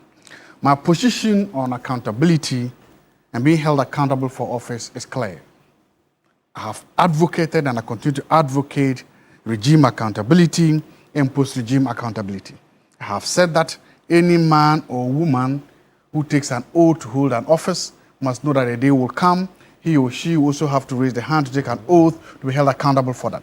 And I've said that if a sitting president is unable or unwilling to hold his or her own appointees to account, it is completely fair and okay for another regime to come in and hold them accountable. So long as their fundamental human rights, the things the lawyers talk about, right to counsel, presumption of innocence, so long as all that is held, I have no problem. I will never sit anywhere and try to make it look like, oh, this person should not be held accountable. No. Accountability is a cornerstone of democracy, and we must be seen, not only to be seen, we must actually make sure that people, powerful people, who occupy powerful positions are held to account for their actions or actions, whether in office or out of office. I have absolutely no problem with that. Two, when it comes to OSP, I've also advocated my problem. One, I've said that that office has to go. I said that that office has outlived its usefulness. And I've said that if you do a very common value for money audit or analysis of that office, and you look at how much money resources we put in that office, and then you want to say how much have we got for it as a nation, we are making a loss and we could make it a loss. And I've said that we should scrap that office completely, and the money that we were supposed to use to run that office, we should add it to the money for the big push. We should add it to the money for the 24-hour economy. We should use that money to help make the Tumu town roads. We should send some of that money to Tumu market, to Techima market, all the place, and give it to the buffer stock to buy the excess maize, the excess beans, the excess rice. Put some money in the pockets of people so that they can spend Christmas. There are better ways to spend that money than to keep spending it in that place. I've also said that. And I want to be clear, and I'm still mean that because that office has outlived its it's not there. Three, but there's something from a managerial position that you hear. It is something that the OSP office has been saying. Martin Amidu said it, and you are hearing it from the current occupant. This lack of cooperation with others. I don't know whether it is real or they are making it up, or they are manufacturing it. Either way, there seems to be a situation where both seem to be claiming they do not have cooperation. And I ask the question, why don't you have the cooperation? You see, cooperations like this are earned. It's not like respect. It's earned. It's not demanded. If you are the OSP and you need, for instance, the CID, that respect you need from the CID is not something that can just be... The law may just go as far as saying cooperate with the CID. But for you to be able to pick a phone, call somebody at the CID, and that person will put everything down and give you the file you want, it depends on the respect you're able to build with that person. If you are the OSP and you need cooperation with immigration, with NIB, with everybody, the people that do not owe you, if they can delay, maybe you want it ASAP, and they will say, it's not ready. But if you also have very good managerial and interpersonal relationship with them, you could call them today and they will suspend everything and make sure you get the file you want. So there seems to be something lacking in that office, especially if you have both the current and the former one all talking about the lack of cooperation from other state agencies. Either way, I am personally happy right now that these cases are before court. I am happy that right now these cases have gone to court. Let us go to court and try to get these monies back. Let's try to go to court and try to establish accountability. Let's go to court, because the court will then let us know whether these issues we are making, whether they are real or they're just pumped up. The court will let us know whether crimes were committed, and the courts will determine the consequences. If the courts rule and find people guilty, I think that from where I'm sitting, it's easier to say that, okay, Mr. A has been found guilty by a court of competent jurisdiction. This country extradite that person. I think that is a fast and easy way. So long as it is possible under the Guardian law, and I think, Martin, you said that, and I think for you to try somebody in absentia, let's go ahead and do that. For me too, I'm also praying that we do that now so that we don't get a situation where when there's power changes and a new person comes, the issue is nolle prosequa, and then all these monies we are talking about are flushed down the drain. The cases is now before court. Let's go to court. Let's try these issues so that the talking is no, because I don't want us to, this is now turning into a shouting match. It is now turning into a talking game. It doesn't, no. The cases are in court. Let's go to court. Let's put the facts on the table. Let the people have the right to defend themselves. Let the state have the right to make its own case. At the end of the day, when people are found guilty, they should be punished appropriately. And at the end of the day, if they are not found guilty, their names should be restored and they can go ahead with their lives. I think that is where we've gotten to, and that is the position I want to take. Let the courts decide, let the fate of this people, which is now in the hands of the state and the court, be decided and let it go. And then we can also then ask ourselves, so far I've not seen that. If one company, SML, is accused to have done all these things, what are we doing as a country, as a nation, to make sure that we don't have another SML in the future? What are we doing? What laws are we protecting? What rules are we perfecting? What processes are we perfecting? What loopholes are we covering to make sure that we do not have a similar thing going in the future? Because as a country, as a developing country, and as an emerging economy, something tells me that smarter and intelligent people are going to sit down and they're going to come up with various ways of doing businesses. Are we doing enough to make sure that maybe 2 years down the line, 3 years down, 8 years down the line, we don't come back to another issue? Are we doing enough? The Internal Audit Agency, is it doing enough to make sure that we do not come back to a similar situation down the line? Ghana Audit Service, are they doing enough to make sure that we do not come here? Ministry of Finance and their other regulatory agencies, are they doing enough to make sure that down the line tomorrow we don't get up and hear that another company led by my brother here Mr. Sohede has also come up with something like this, or by another company led by Solo. Also, Solo, if you get, you go give me some make a chop, right? You have, so that one I would talk. But as a country, we have to be worried about these things because it's not going to stop. But now there are people sitting somewhere cooking figures, thinking about smart, intelligent business plans to come. My point is that the real rules, the guard rules, the people, the men and women who are supposed to be protecting the public space, are we making sure that they are well trained, they are well protected, they are well paid, and they have the right tools to make sure that similar things do not happen in line? I wish we could all sit down here and say, Ghana, we will never see a similar thing like this. But we cannot all say it. So please, let's go back to that. Unless and until we do that, look, one of the things that we were talking about was these leakages in the financial sector. Have we done enough, and are we doing enough to protect? Because this may be a leakage, in this could have been a leakage in the finance sector. Have we done enough? Are we doing enough to make sure that similar ones don't happen? The CSRS will say that we shouldn't look at where we we failed, but we should look at where we hit our leg. Where did we hit our leg? Where did we go wrong?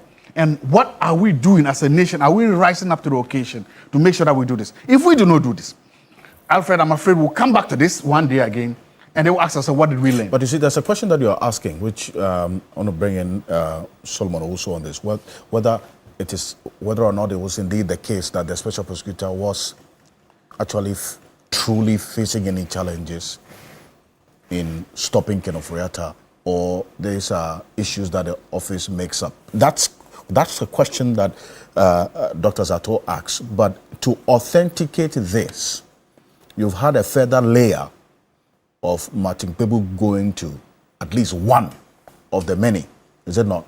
Yeah, I've got the three, so the other two are yet to respond. Also, you've asked questions of the immigration, and then also national security. Yeah. So which one responded to you? This is National Intelligence Bureau. NIB is what responded former to you. BNI.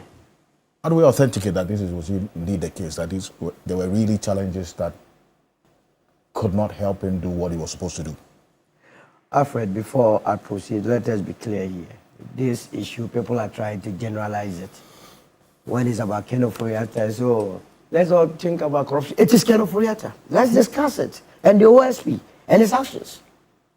And I wasn't too sure what my brother Adam was saying, that we should move on. This is a serious matter. In fact, if we are going to move on and leave Ken Ofori-Atta's case, then nobody must talk about corruption in this country. I'm telling you, because until this administration, this current government take the issue of Ken Ofori-Atta and take it seriously, nobody will take this government serious. Then the whole issue of ORA would have crumbled, and nobody in this country must waste our ears with corruption. Because we are talking about a man who led this country in terms of managing our past, led us to borrow $13.5 billion, led us to invest $97 million into a hole, led us into an SMA deal, and we are talking about what? Then there is no need in discussing corruption again. Ken Ofori-Atta somewhere during the erstwhile administration, 80 members of his own party went to Parliament and said that he has to be removed. Beyond that, ball joined. They cited incompetence and also held grounds. He told us that he was fit. He was ready to die for this country. He was ready to die for this country. And I don't even understand this business of people saying that he wrote to the old chief of staff and the incoming chief of staff. As of the 2nd of January, we had only one chief of staff in this country. Who was our incoming chief of staff? So there was a transition process. No. You see, unless until you have been given the power, as of the 2nd of January 2025, President Akufo-Addo was still in position. So there couldn't have been two chief of staffs. He wrote to his chief of staff, Fremont Pare, and was granted. And the OSP did nothing. Absolutely nothing. This business of we sugarcoating that office, I'm even surprised he's still drawing salaries from the state. What do you mean by it's a total waste of everybody's time. With all the achievements. What have they achieved? What? They put out a list of... No, you see, the last time he came to tell us that he has flashed 10,000 ghost names from yes. Hey, so OSP that is supposed to prosecute. They don't even respect our intelligence. What do you mean by that? What do you mean? You have gotten 10,000 people as being ghosts. Did you hear him prosecute any one of them? Because these ghosts, they have bank accounts that every month the monies go into it, then they withdraw. Ghosts, do they withdraw monies? Is it not human beings? That should have been a starting point in investigating, assuring the nation that he was doing something. When they put up something there for all of us to just go up like that as mumu, we are not mumu in this country. You said even with the SML, some 2.7 billion. He has no. You see, you shouldn't even. When you do that, when you give credence. When you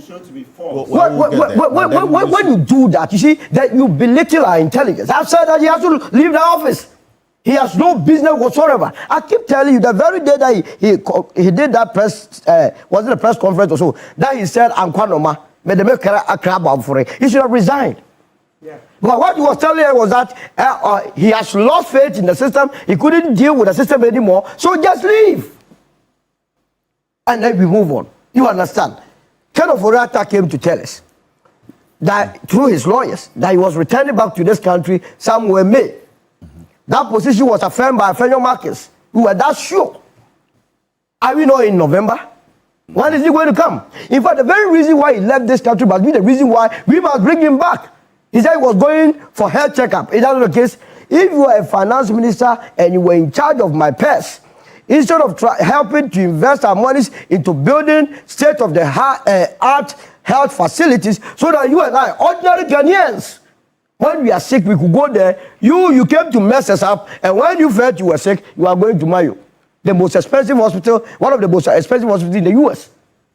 Come and explain to us how we ended up destroying our financial fiber. You say you won't come. Today, as we speak, they are shifting the goalposts. Kenneth Ofori-Atta is sitting somewhere, chilling. And we are discussing semantics, OSP versus Martin Kpebu, because Martin raised issues. And let me say that, look, if the OSP and his people are thinking that it's only Martin that is not happy with them, then they must be mistaken. They must be mistaken. So whatever disagreements between Martin Kpebu and the OSP is only benefiting Kenneth Ofori-Atta. That is it. That is, it's part of the strategy. They want us to forget about the real issue of the corruption. I am not interested in whatever English you write. All that I'm interested in is that Kenneth Ofori-Atta was given a mandate. And that our monies are not adding up. Come and explain to me. You are here writing English. And they want to play with our minds. We are very much focused on this matter, that he must be brought back. And I believe that this administration must also not be toying with us. Whatever it will take for them to go and bring him, they must do that. If the OSP is dilly-dally with the issue, they should just push him aside. There's an extradition process in place. They say that the Attorney General is aiding in the process. The last time, did you hear the Attorney General speak? To get it done.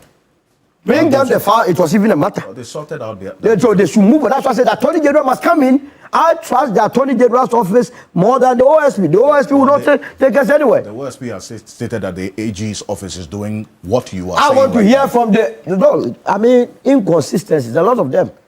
He says that he discussed with other security agencies, yet they allowed him to go. Now it is turning out that was not the case. So how do you expect you to trust him? I want to listen to the Attorney General on this matter. And they must do this country that great service by telling us what exactly is happening. Because some of us want to see Kenneth Ofori-Atta in this country.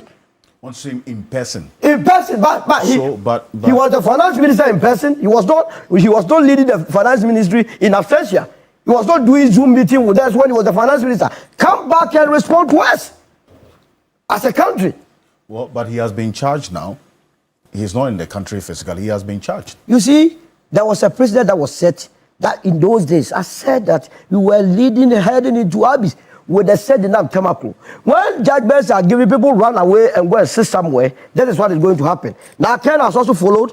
He has issues to answer here. He's living somewhere. The next time, somebody will just come and see the entire monies of this country and go and live somewhere. Is that the way we want to build this country? So please, Ken Ofori-Attah's matter is as important as, in fact, it's the most important matter in the corruption issues. And until we deal with it constructively, you can dedicate the rest of the years discussing Ken Ofori-Attah. We will not move on if that matter is not sorted. And the OSP cannot shortchange anybody. And nobody should bring semantics and try and create the impression that it's a trivial matter. It's a serious matter. It's a serious matter because my tax was paid. As a business, even when you cannot pay, you are forced to pay. And when we give you all these things to manage it well, and it's time for you to come and account to us, you say what? SML, he must come and explain to us. But does it not even give you that impression? You see, it's a shame that a minister of finance has run away from the country. And people are thinking that... You say he's not well. No, he's very well. He's very well. Medical Have you ever seen him ever since he told that he was not well? We had a whole clinic called Mayo. If you don't know who was there issuing letters, we never spoke to anybody there. Fake letters they were bringing. I dare them to let the person that side speak. Do you have evidence to support? I don't have any evidence that it was also signed by the Mayo Clinic. So then why do you say it's fake? It is fake because nobody knows. We have faceless people issuing letters. Along the line, from the Mayo Clinic, we have some people calling themselves family members who issued a statement. At the end of the day, they just only signed family members. Who are the family members of Ken Ofori-Attah? A lot of things have happened in between. You can have about 1,000 members of a family. Who signed it? You want to know who signed it? Then they chickened out. Then the wife came in. Now look, the man was not well. What is this that we are? What is this about Ken Ofori-Attah that we cannot confront it? And that is where I agree with Martin. The timidity levels in this country, we have a lot of timorous souls. But if we are going to behave like this, we will continue to have politicians play with our minds. We will continue to have politicians steal from us. We will continue to have politicians think that the wealth of the nation belongs to them. And now whenever they come, they will do whatever pleases them. No, nobody is above the laws of this country. This is the country of our birth. The money that were given to any administration of Ken Ofori-Attah was not for him. It was for you and I. It was to be used to develop this country. If you have done something and say, come and answer, and you are telling us, at a point he said you could do Zoom meeting. Which help was you going to use to do the Zoom meeting? You were not well. Ask for Zoom meeting, then you can do it. You can set up a camera on yourself, sit behind the PC, and answer audibly all questions. Just fly to Ghana within 12 hours and come and do that. You can do that. So, you see, I listened to Adam Senano. He says, you know what? I mean, he wants to confront the reality of the situation that at the time, the gentleman we're talking about wasn't well. And so whatever assurance he gave also had that particular medical situation underlying it, that, you know, when anytime you need me, I will come. Should we have put any currency on that, or some other measures should have been put in place to ensure that beyond that assurance, we will not be at this point? Good morning to you once again and our cherished viewers, as well as my colleagues in the studio. You see, Alfred, first of all, I condemn any form of commentary that seeks to belittle the effect of what we are discussing, especially relating to the office of the special prosecutor and the occupant of that office. The Ken Ofori-Attah experience is but one of the many concerns that Ghanaians are beginning to raise when it comes to the functionality of that particular office and its relevance. And for me, this bit about Ken Ofori-Attah actually being sick, and so there shouldn't be any fuss about it, is quite strange, to say the least. Strange because we are talking about a man who had the opportunity by presidential appointment to be finance minister for close to 7.5 years. Within that period, we woke up one beautiful morning, in fact, one worrying morning, to the news that he was unwell in the US. with visible signs of actual health conditions. The gentleman, like Solo indicated, even after his own party people demanded for his removal, still found time, flew back to this country, and continued his role as finance minister. Interestingly, even after he was let go, he stayed in this country throughout, only to decide to leave when a new government was about to take office. And we do not think that even the timing of his decision to leave Ghana raises serious questions for us to want to ask those questions on. And if people are asking those questions, we should give him the luxury of time to stay in the United States of America and decide when he wants to feel it is timely for him to come to Ghana to come and answer questions. Is that how we run a state? This is worrying. And this kind of logic is strange and unacceptable. You see, Alfred, when we are talking about the OSP, people may miss the point. One of the fundamental reasons we're told we needed out of this had to do with instilling credibility and integrity into our democratic space. And so when we wake up and we begin to have issues about that institution that was set up to pursue these objectives, and we begin to see that even within the internal workings of that institution, there are issues of credibility and integrity, we should be worried. First of all, I am not excited about the conduct of Kisi Ajebong, especially who I got the name right, as special prosecutor. And I will tell you why. Why? First of all, this is a gentleman who appears to raise issues of credibility and integrity more than any occupant of that office. What do you mean?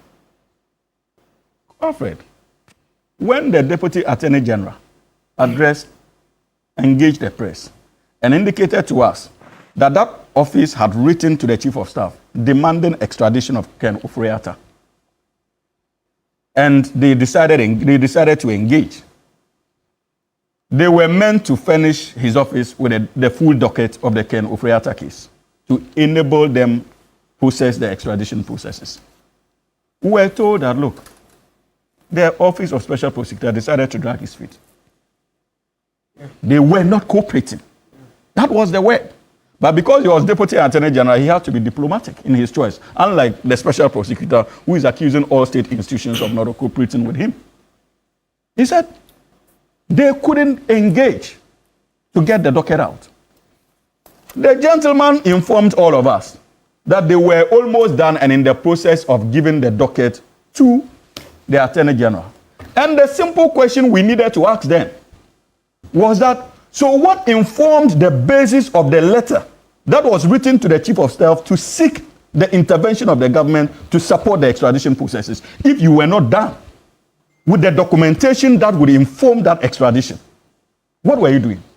That is the first question.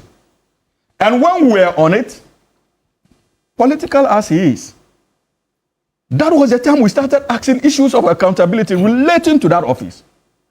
He threw us a bone. He proceeded to address a press conference and make public the SML report, if you remember, seeking to deflect attention. And we bought into that bid as a republic. So he walked away freely.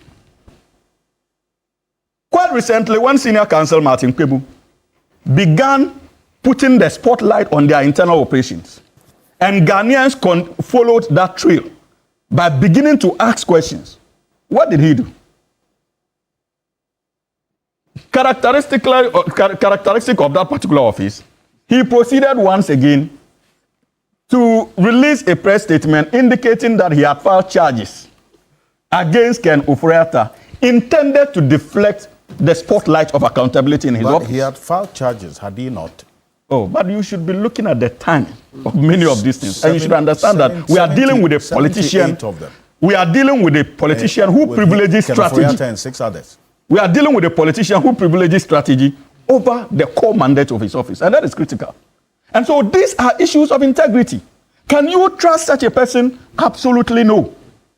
Alfred, the third point. Manasseh Azura-Awuni and his colleagues have been fantastic as far as the issue of the SML is concerned. They are raising issues about the failure of the special prosecutor to have issued a stop notice. And what is his defense?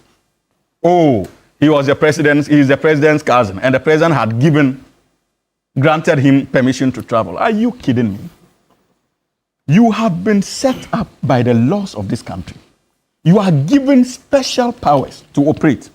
Even if President Nana Addo Dankwa Akufo-Addo had granted permission for Ken Ofori-Atta to travel, nothing stopped you, as special prosecutor, from indicating to the president in an official correspondence that he is a subject of interest when it comes to ongoing investigations that you are conducting, and for which reason the president should be minded to withdraw his grant of permission to travel. Did he do that? Said National Security even cleared him to travel. It doesn't matter.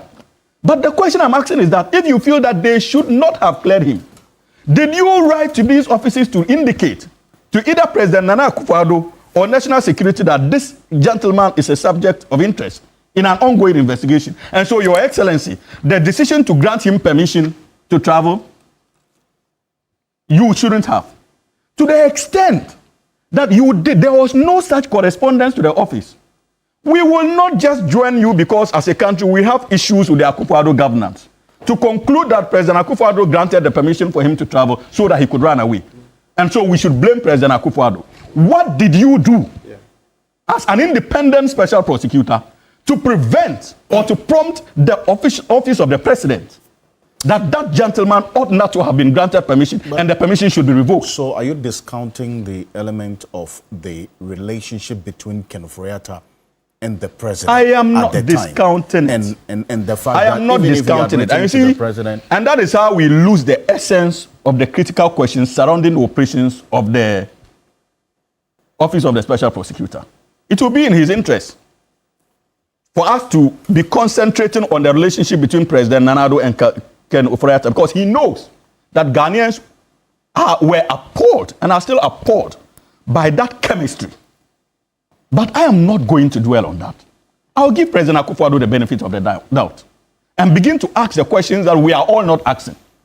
If you are a special prosecutor and the president has granted permission to a minister to travel or a former appointee, what prevents you? Did you write a letter to the president telling the president that, look, don't allow Ken to travel because we are having an investigation? You did not. So you cannot now be claiming that you did not do anything because he's the president's cousin. You should have written a letter. If the president has said no to the letter, we would have agreed with you. The decision to say no was based on the fact that they are related. Until that is done, you did absolutely nothing. Again, this is a special prosecutor who addressed the press and indicated to us that as a result of the ongoing investigations, they have been able to more or less save the nation in excess of 2.7 billion. That would have been lost as a result of the merged SML transactions. Mm-hmm. That was where their running battles with Manasseh started. Interestingly, Manasseh puts the figure around $500 million or more. Well, now the question is, where is the source of that $2.7 billion the special prosecutor made references to? Well, they put out a document that details that. We'll get into it because and just yesterday, their yearly review, they have gone back to the Manasseh figure. And they have said that it should be about $500 million, over $500 million, and $500 million. So I think around 5.13 billion Ghana cedis or so. Mm-hmm. So they have gone back to the Manasseh figure. Then we begin to ask the question, what actually is happening in that office and what informs even their public engagements? Alfred, these are critical questions we must ask. And for me, even the bit about presidential intervention dovetails into the relevance. Now, I have moved on from the occupants of that office. It dovetails into the relevance of that institution called special prosecutor. And that is why, once again, I agree with Sina Martin Kpebu in his petition, demanding his resignation or in the alternative, even doing away with the office altogether. Reverend Apostle Abraham Lincoln Ladi, he presented. I only went to support. Oh, okay, my petition is coming. So far, there are 16 petitions Mine will come and add the 17. Interesting. Yeah. 16 petitions for its removal. Yeah. So you see, Alfred, you see, so it dovetails into the relevance of us continuing to keep that office. And let me do that briefly. I think it was established somewhere in 2018 or 2019. And the bedrock, 2018. Yes, 2018. And the bedrock of his formation was about independence. Now we had Martin Alamisi Amidu, a senior comrade who was appointed as the first special prosecutor. In less than a year or so in office, he came out to tell all of us. I remember that year, that was during the 2020 elections. Yeah. We were around the Karga constituency with His Excellency President Mahama when the news broke of his resignation. And he told all of us that he had decided to resign because he was convinced that His Excellency President Nana Addo Dankwa Akufo-Addo then was attempting to interfere with his independence. And that he was convinced that Nana Addo actually is the mother serpent of corruption as far as the Ghanaian democratic dispensation is concerned. And said bye to us. He also enumerated difficulties that were deliberately placed on his way that made it very difficult to work as an independent office.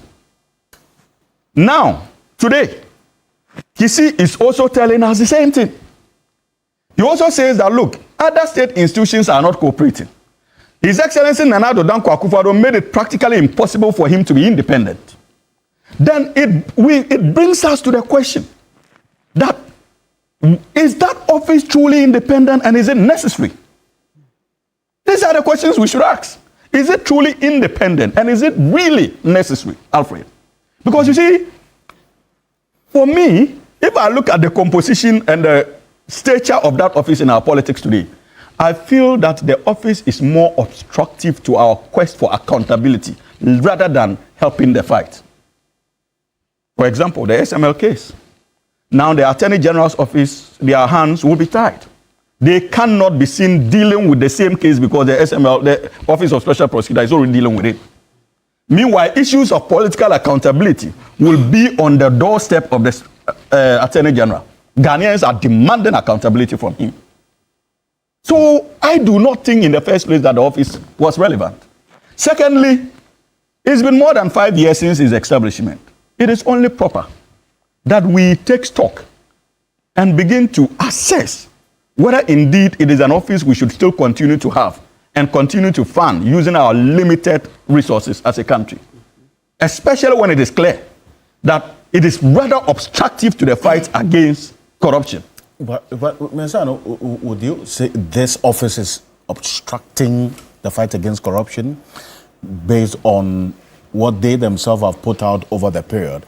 And this I ask because of the references that Hamza, Martin Pebu, and then also Solomon make, that if you are unable to exercise your functions because of the position that a president takes about a particular individual, which then prevents you from doing what you have to do, then how much of an impact would you have in the fight against corruption? Because essentially, nobody is supposed to stop you from doing your work. Well, yes, very absolutely important points that have been raised. Let me take a step back and start by saying that I think we are all very keen that Ken Ofori-Atta comes to answer questions. And there was an earlier comment which seemed to suggest that I was trivializing that. That was never my point. I think I just didn't want to continue on the trajectory of the debate between Martin and the OSP. Yeah. I mean, these are persons I know. I didn't want to continue that trajectory. But Ken must come back and answer. And all of us are very, very, very keen about that. I think that it is also important to remember how this office was set up. In the initial days when a few of us, I mean, apart from working on Act 959, because we looked at the situation where very few high-profile persons, at a point where there was a lot of impunity, were being held accountable. And so we thought that the separation between the Minister of Justice, Attorney General, having somebody who is not so tied up with the government of the day that the person is uninclined to follow up where there are issues that affect appointees. And let's not forget that there are a number of cases, including the one about the plane, where it's a government, is it Agent 1 or so, that these are high-profile cases that Government have been Official 1. Ghana Government Official 1, that have been handled during the period of this, apart from the Cecilia Dapa and other cases. It seems to me that our expectations of that office have been high from the first day. A number of us visited in the first year when Mr. Martin Alamasi Ben Kaiser Midu was there. There were only 3 seconded staff, himself and his deputy. And we even were part of the team that went looking at the building that they were going to be assigned around GIJ. About a year and a half later, the place was run down, almost broken. To all extents and purposes, it took till, I think, about 2023 before they had a building worth talking about, and to the end of, I think, last quarter 2023, before then they had permission to then recruit, I think, about 200 staff. 249. So to all extents and purposes, it's from the year 2024 that we could say that this office has been properly established. The individuals that have been put at the helm of affairs, Citizen Vigilante was my number one. Anytime I was like, yeah, that's Martin. When he suddenly said that he was going to exit, and the reasons he gave, some seemed to tie to the previous president and how people would stand for corruption and all, I was hugely disappointed.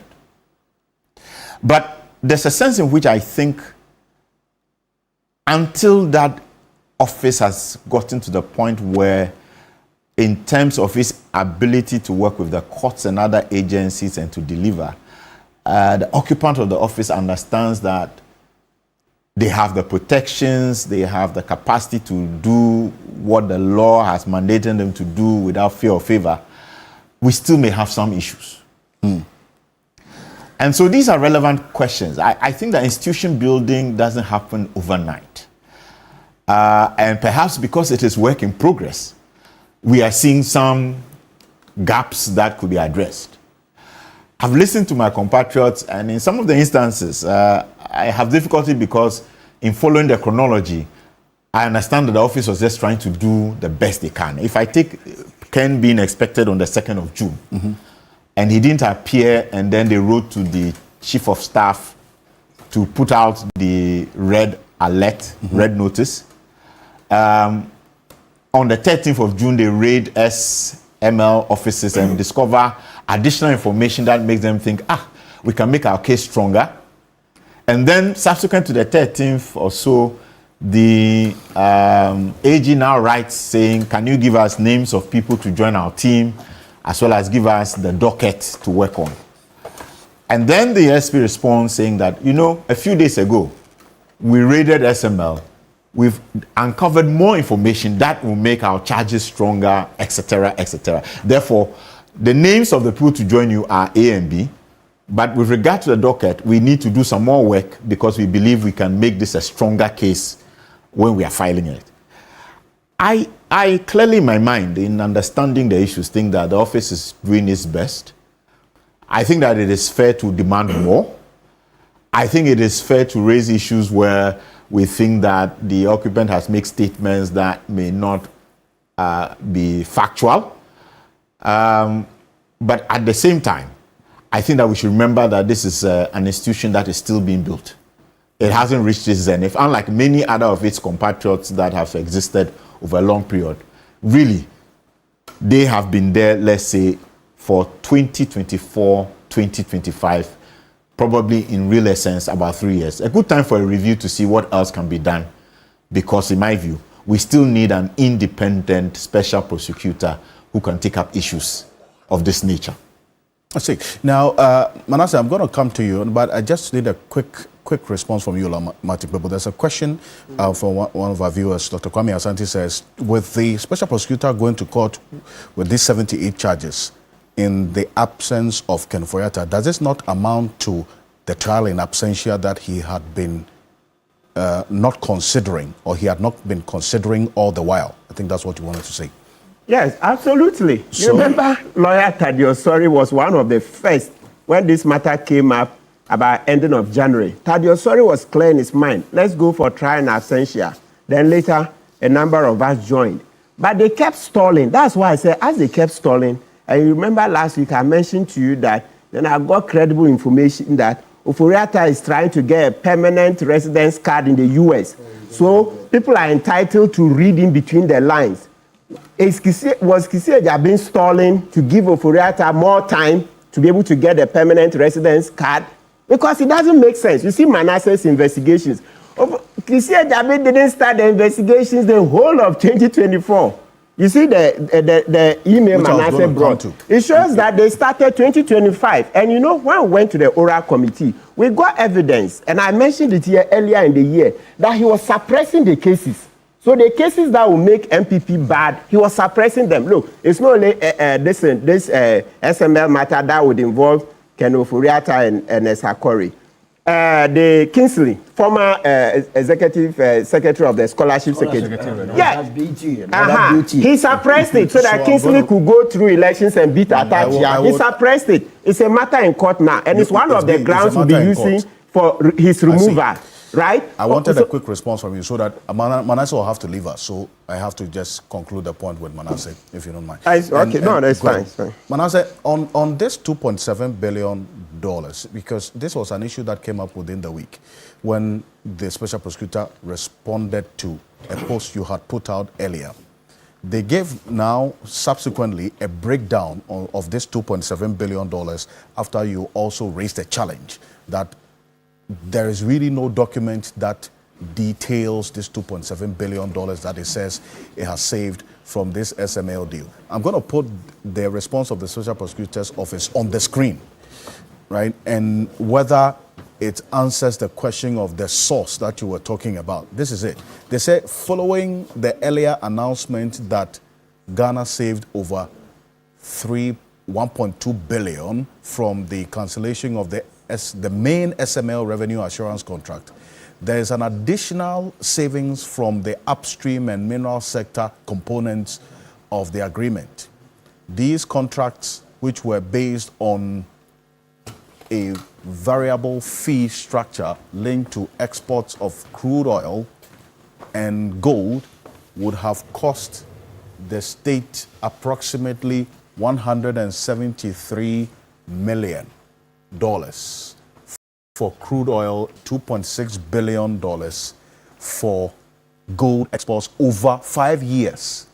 SML did not work as the arrangement coincided with the KPMG audit. Owing to the criminal investigation by the Office of Special Prosecutor and the subsequent cancellation by the President, Ghana has now avoided these further costs. Estimated export per month, and then crude and gold, they break it down, compensation due to service provider, compensation payable per month, and then compensation payable per year, all totaling almost $2.7 billion. And I said, that's what the special prosecutor put out to answer the question about where they were getting that $2.7 billion from, as against your $500 million that you were asking for. Does he answer the question for you? Manasseh. Alfred, if you look at that figure, it says 2.6, let's say 2.6. 2,626,354,864 Ghana cedis. Yes. The figure I contested from the OSP said $2.7 billion. That is about 30 billion Ghana cedis. So the question we should be asking the OSP is, how can we now move from $2.7 billion or 30 billion cedis to 2.6 billion cedis? I think the honorable thing for the office to do is just to apologize to the people of Ghana that we put out a figure that said this contract sum was $2.7 billion. $2.7 billion is 30 billion Ghana cedis. I tried to engage them privately. They argued, and I had to put this out and put evidence backing the claim that this contract was worth about a little over $500 million for the entire duration. Akufo-Addo's administration, led by the president, asked KPMG to do the audit. The external price verification and the transaction audit components were cancelled after the KPMG report. The upstream and downstream did not take effect. At the time the OSP finished its investigation, the only payment that was being made to SML was the downstream audit contract, which amounts to $1.6 million a year. So even if we had to take the $500 million, by the time the OSP investigation ended, 2 components had been cancelled, some had been suspended, and this is how much we're paying, $1.6 million to SML in a month. So what you have read and put out there only confirms what I said, that the OSP peddled falsehood when it said it saved Ghana $2.7 billion. $2.7 billion is equivalent to 30 billion Ghana cedis. Now they put a figure there, what you've read, that talks about 2.6 billion cedis. 2.6 billion cedis is not the same as 2.6 billion, 30 billion cedis. And I just want to draw your panelists' attention to something very important. And I want to disagree with those who are thinking that these issues are trivial. Let us just allow everything to pass. In the fight against corruption, the character and integrity of the fighter or the institution are as important as competence. The credibility in that institution is very key. The Fourth Estate petitioned the OSP in 2024. It wanted to publish the National Service investigation, and then people went to court to place an injunction on it. So even before publishing, the Fourth Estate petitioned the Office of the Special Prosecutor to investigate. We go to 2025, a new administration comes, there is oral. And the Fourth Estate takes that same petition to oral. And oral has acted, the Attorney General and Yoko have acted on the National Service investigation very swiftly, and we are seeing what is coming out of that. I'm not looking at the substance. Why would someone take a petition from the Office of the Special Prosecutor, which is independent, which is not political, and take it to the very institutions that we felt were not adequately equipped or empowered or independent to fight corruption? It talks about some loss of trust and loss of credibility in that office. And I know people who are so disappointed, not because they are politicians, but because they have serious issues. This Ken Ofori-Atta matter we are all talking about, one point we are forgetting is all of this controversy would not have arisen had the Office of the Special Prosecutor proceeded to begin the investigation in 2023 December, when Evans Aziamo Mensah, Adwoa Adubiah-Owusu, and I petitioned that office.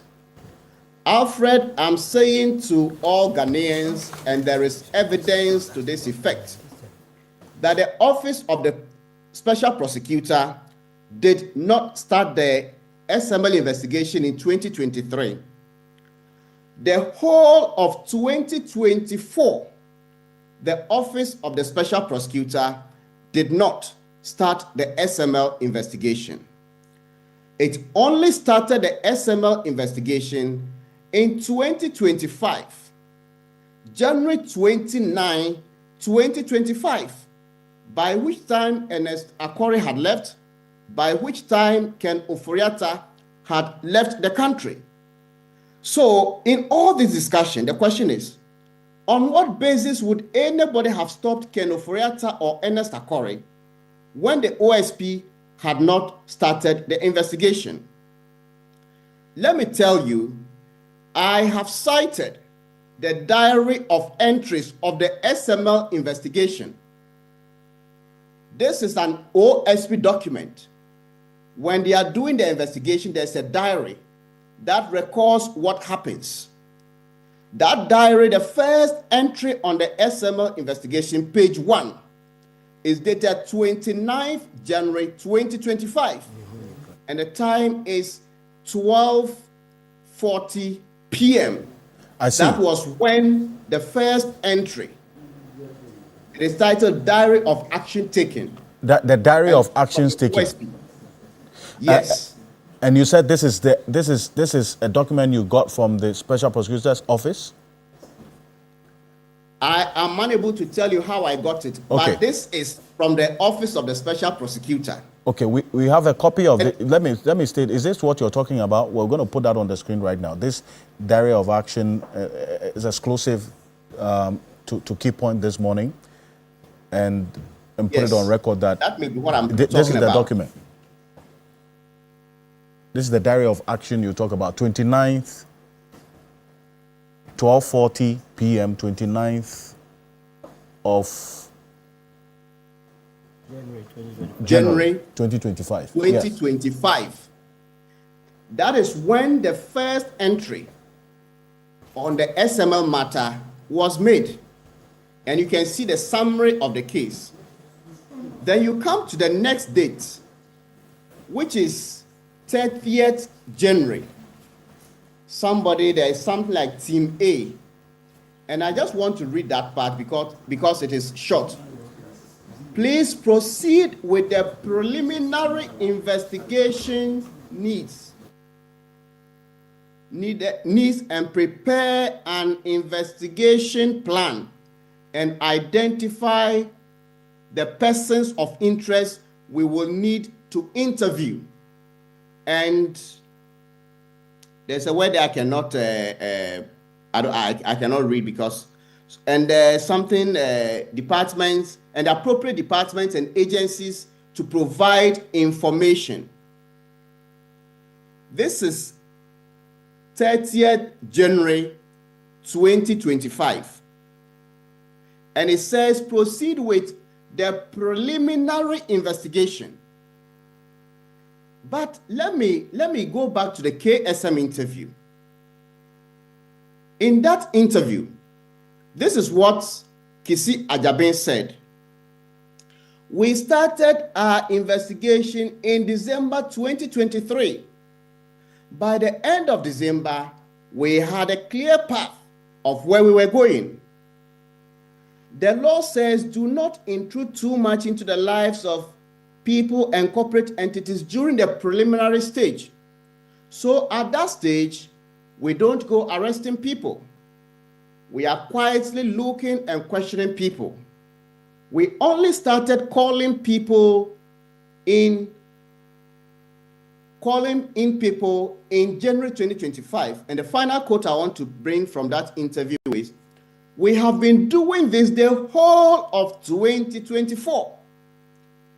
So we started in December 2023. By the ending of January 2024, we knew what we were sitting on, what we had. That's why in January 2025, we started inviting our primary suspects in. I said in my write-up that the Office of the Special Prosecutor only reached out to me on the 29th of January. Then we had our first meeting on the 31st of January. And that meeting, what they said was that they wanted to understand the case. And on the 5th of February, they sent an email, and that email said that they needed some information for the preparatory processes towards the investigation. I put that email out.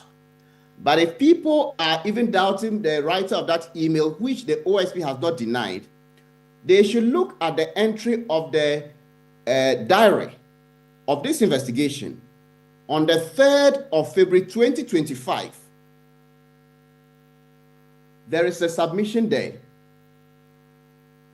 And part of it said on 29th January 2025, the team reached out,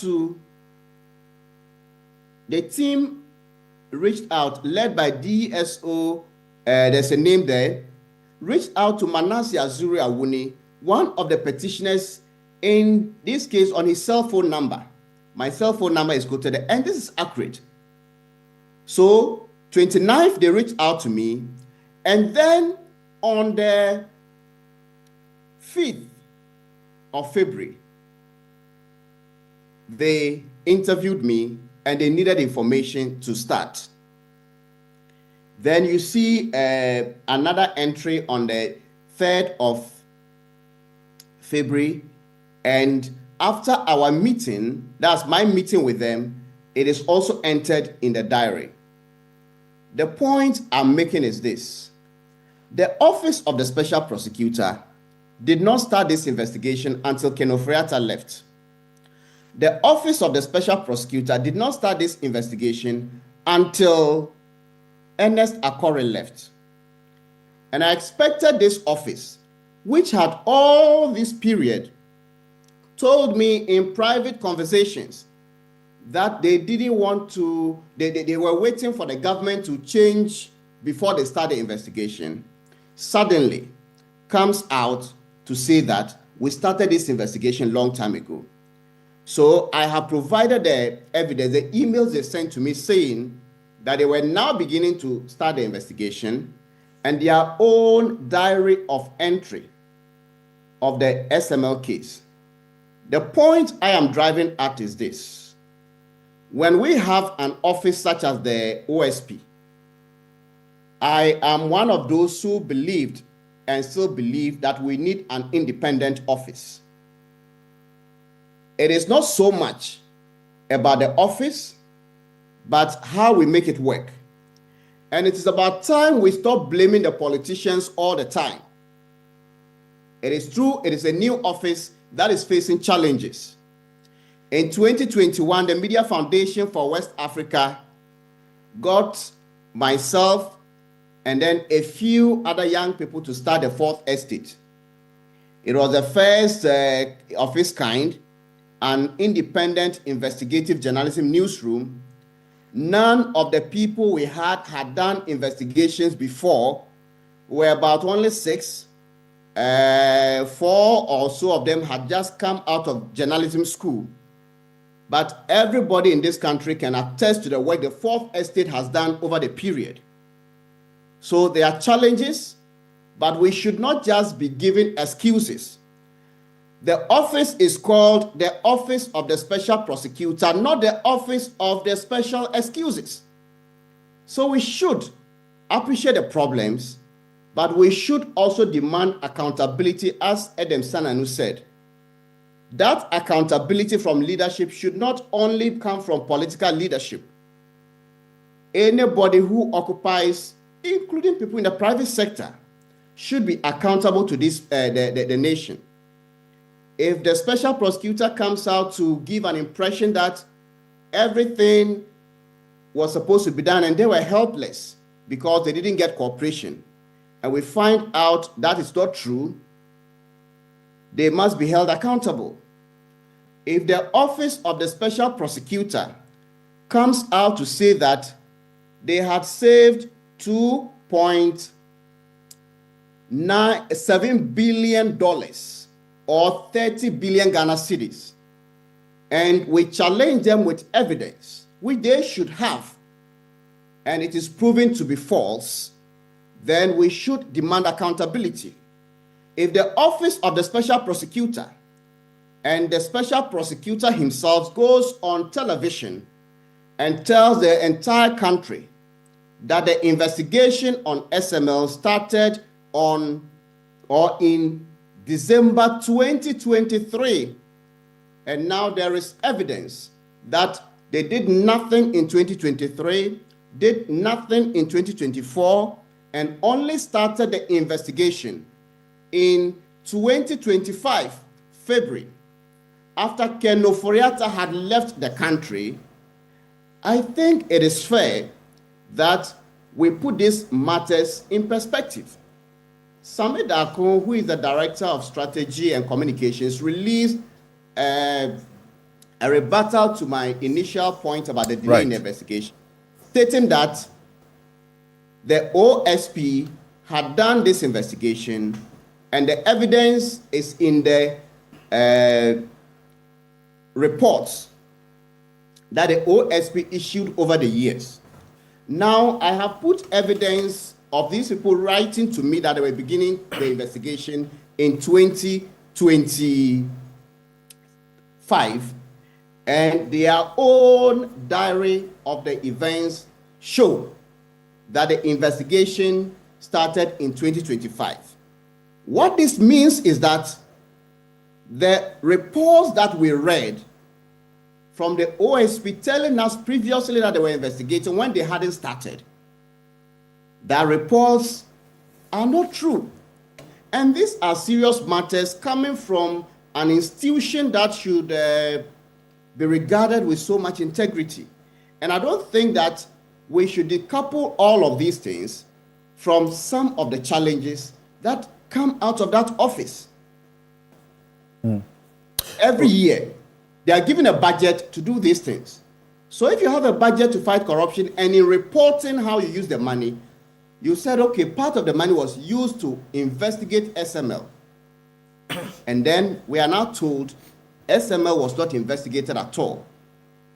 I think these are matters that we should interrogate and shouldn't make it look like some of us who are raising these questions have any problems with that office. I have been one of the staunchest supporters of the OSP. Look at the write-ups I've done in the past. But when some of these things started coming out and I knew that, oh, these things were false, and I even tried to engage some of them behind the scenes, they were not listening. It is only fair that as a journalist, when the PPA under Ejinin Boateng claimed they had saved billions of cedis, I went after them and realized it was false. Civil society groups even wrote and demanded evidence of that, and the finance ministry and the PPA didn't give. I think Edem Senano would know this. When SML claimed that it has saved 3 billion cedis, I went after them, and then it turned out to be false. The office that is supposed to embody integrity is claiming that it saved $2.9 billion. And $2.9 billion is 30 billion Ghana cedis. It has turned out to be false. If you look at their own thing you projected now, these are questions we should ask. And when people have trust issues with an institution, it is not because they hate that institution. When we are asking for accountability, it is not because we hate the institution. We must sometimes be fair to the politicians. Right. Akufo-Addo, President Akufo-Addo, knew the caliber of Martin Amidu before he put him in that office. So at least I trust the intention of Akufo-Addo in the setting of the office. I also know that President Akufo-Addo's intervention, even though it was half-hearted, saved the nation close to $200 million that would have been paid to SML, because the upstream and mineral sectors were suspended, they never took off, and that was the chunk that were paying close to $80-something million a year. Then the price verification and transaction audit contracts were terminated. So if I am a journalist who knows all of these, and I'm sitting down and watching somebody who slept on the job, and there's evidence that the office slept on the job, it's not an opinion, right. This is evidence. It is only fair for me to come out and say, these are the facts. Okay. I have commended the OSP for the investigation they have done on the SML. And I will commend the OSP. The facts and evidence they have is one thing, and getting the right charges and prosecuting the case is another thing. If they are able to prosecute this case and get monies back and we get convictions, I will be one of the loudest cheerleaders of that office. But until then, we need to police them. There are many other things that are not looking good. I have given them some time to explain to me others, and they've said, okay, wait, we'll come to you with explanation. So I'm not going to put all of those things out. Okay. But there are serious issues. And I just want to also end by saying that from where I sit, Ken Ofori-Atta's coming back into Ghana may be hampered. Why? I'm saying this because there seems to be a very serious rift between the office of the special prosecutor and that of the Attorney General. No, they said they don't have any rift. They are cooperating well, and they are not. Make your independent investigation. Don't take my word. They are not. Those two offices have a serious challenge. People who know this within government, they know. Within OSP, they know. Within the Attorney General Department, they know. What comes out in the public is just for the cameras. But there are serious challenges, almost irreconcilable. Well, this is contrary to what the Office of Special Prosecutor itself has put out. That was just a storm in the teacup, nothing to worry about. They are cooperating now. In fact, the Attorney General's office is working on the documentation and everything, the processes to extradite Ken Ofori-Atta to Ghana. And you say you have information that you can stand on to prove that this is not the case. The two offices are not cooperating, as we are told. There is a rift between the two offices. I see. And I hope that if there's a mediation, if the office of the president or some bigger bodies is able to call these people together and say, look, you have your differences, but we have a national interest. Let's work together. Okay. I don't think that if the relationship were as smooth as they make it look publicly, somebody would come out to say, bring us a docket, and we are not receiving the docket. Sometimes you don't need the entire docket to start some of these processes. All right. Or you don't need to be, in court before you can sit down with these people and say, look, these are the pieces of evidence we have, right, and this is strong for us to get. So what I'm saying is that the two offices have a challenge with cooperation. If they resolved that last night, I may not know. But make your independent checks with sources in the Attorney General and the OSP. Right. And some top people in this NDC administration. And I fear that may sabotage the national interest. But above all, I stand for accountability from those who lead us to seek accountability from others. For the anti-corruption crusade or fight demands integrity. And when we see that deficit in any institution, we should not just say, because we support the fight against corruption, because we all want Ken Ofori-Atta back, or because we think the previous government didn't do well, we should just close our eyes and then blindly give our loyalty to somebody. It is the interest of the state that we should seek. Thank you. And that is why some of these facts are necessary to be put out there to help the discourse. Thank you very much, Manasseh Azure-Awone. Thank you for this. In fact, there are quite a number of your messages. And while we round up on this, Solomon Owusu says this is to you, and then it mentions Martin Kpebu as well. It is inconceivable to blame the special prosecutor for allowing Ken Ofori-Atta to travel outside the country on health grounds, more so when Akufo-Addo was still the president. Asking for Ken Ofori-Atta to stop traveling is asking President Akufo-Addo not to travel. Ken Ofori-Atta was the co-president of Ghana. Let us not pretend and blame the special prosecutor. In fairness, the only person benefiting from the feud between Senior Martin Kpebu and Special Prosecutor Kessie Agyabeng is Ken Ofori-Atta. Any disagreement benefits Ken Ofori-Atta. The Honorable Victor Selome was permitted to travel outside for medical treatment. He traveled and came back to allow for investigation. The problem is Ken Ofori-Atta and not Kessie Agyabeng. From 1992, every single finance minister has stayed in the country for the purpose of regime accountability. Richard Kwame Pepra, Yaw Safo Mafo, Seth Terkper. Why is Ken Ofori-Atta running away? He should man up, since he held that office the longest by any finance minister since 1992. Thank you very much.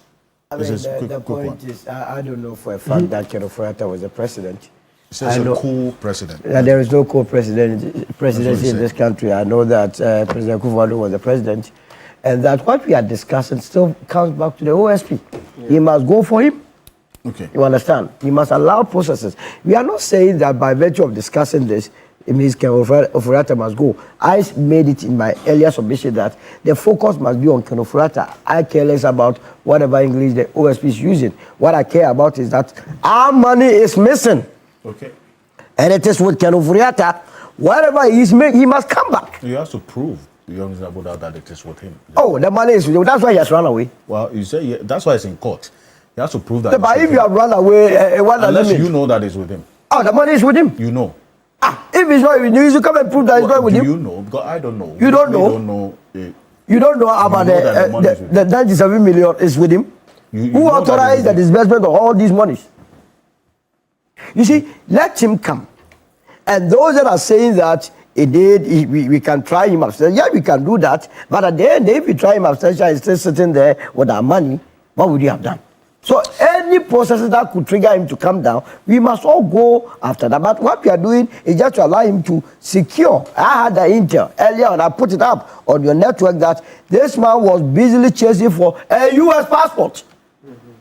Well, Niama Amatefio says, good morning. Please, can you ask Hamza Swing, who is today waxing lyrical about the incompetence of the OSP and the needless call to sack the special prosecutor? In his view, he says, what was his position of the same Kessie Agyabeng when he investigated the political airbag scandal and exonerated candidate John Mahama, knowing how the former administration needed to use that outcome of the investigation to smear candidate John Mahama? Yes. Hamza, quick one. Alfred, you see, that has always been the problem with many of our social commentators, especially as a country. And those who have been following my commentary on this matter, I think that I've been pretty much consistent. Even prior to the 2016 election, when Nana Addo Dankwa Akufo-Addo made promises to the effect that he was going to establish the Special Prosecutor's Office, I was clear that that office was needless and there was no need for us to have such an office, regardless of the kind of work even they did in relation to the airbag scandal. We were clear, even as a party, that we did not need the special prosecutor to say that President Mahama was engaged in many of these things. In any case, it was also a presidential directive to the special prosecutor, who ought to have been independent, to investigate. And he proceeded to investigate and found out that there was nothing untoward as far as those transactions are concerned. That did not make the relevance of the office, as far as the NDC is concerned, to have changed. No. Good morning to you, Alfred. It says, tell lawyer Martin Kpebu that his kind is rare, beg your pardon. Solomon Owusu hit the nail right on. Kise Jabing, he says, has questions, he says, to answer. We all need him to work, and that's why these issues are coming up. In my view, he should rather be strengthened and giving the needed support to help him, he says, achieve the needed expectations of him. You say, Togbi Dr. Nyaho Tamaklo, good morning. Thank you very much for your message. Togbi Dr. Nyaho Tamaklo says, firstly, I'm not interested in having a long discussion on this, it says, a long discourse with my post. The issue between Ofori-Atta and the state. It appears to me that most of the panelists, it says, have no idea what happened 46 years ago in this country.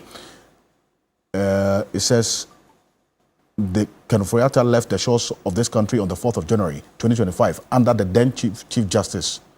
I kindly plead with the OSP to stop this and belittling, said the intelligence of Ghanaians. It appears to me that the political class has not learned its lessons. I humbly appeal to the President John Mahama to keep his ears on the ground and follow carefully what is happening with regards to OSP, SML, and Ken Ofori-Atta. The masses, it says, are against it. I am deeply worried about the security situation in this country.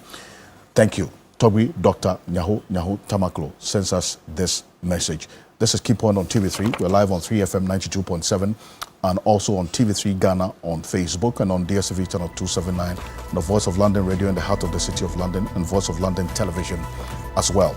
If you see this water on the table, it's just because we're urging you to drink water that is sourced from the right source and then also purified without any chemicals and addition.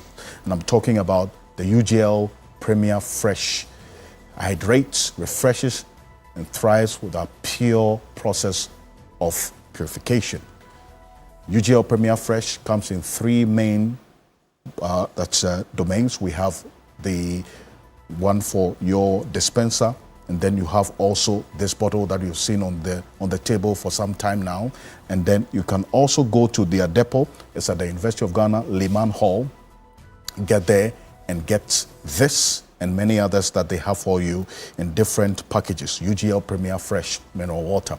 That is what we're talking to you about. You can call them on these two numbers and get some more details beyond you going to their depot at the Lehman Hall, University of Ghana, Legon. These two numbers are going to be on your screen: 0561 814444, 0561 814444, or 055 060 150, 055 060 150 for some more details. And this festive season, there's one offer for you between the 23rd to the 27th of December. Ocean Bells Travels and Tours is giving you an exclusive package holiday to Dubai coming up between the 23rd and the 27th. 4 nights of unforgettable celebrations, half-day Dubai City tour on sharing transfer, Marindo cruise with buffet dinner and live entertainment on sharing, and also UAE tourist visa. They have partnerships with Emirates, Qatar, Brussels, Turkish, Ethiopia Airlines, Askai, Egyptair, TAP, Portugal, South Africa Airways, Kenya Airways, Royal Air Maroc, Africa World Airlines, and Air Peace Airlines as well. As you're watching us now, if you go on Google Play Store or the App Store, you download the Ocean Bells app.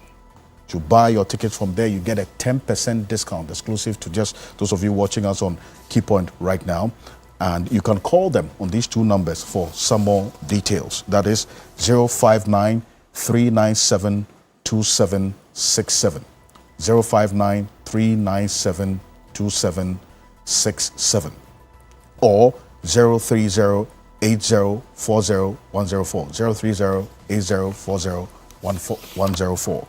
Now, do you suspect you didn't get the right amount of fuel, or you have issues about quality of fuel that you buy, or you experience bad customer service at the fuel station? The National Petroleum Authority is here to assist you. Call them with your concerns on 0302 550 380. 0302 550 380 if you experience any of these issues at the fuel station. Call them within 48 hours after experiencing that.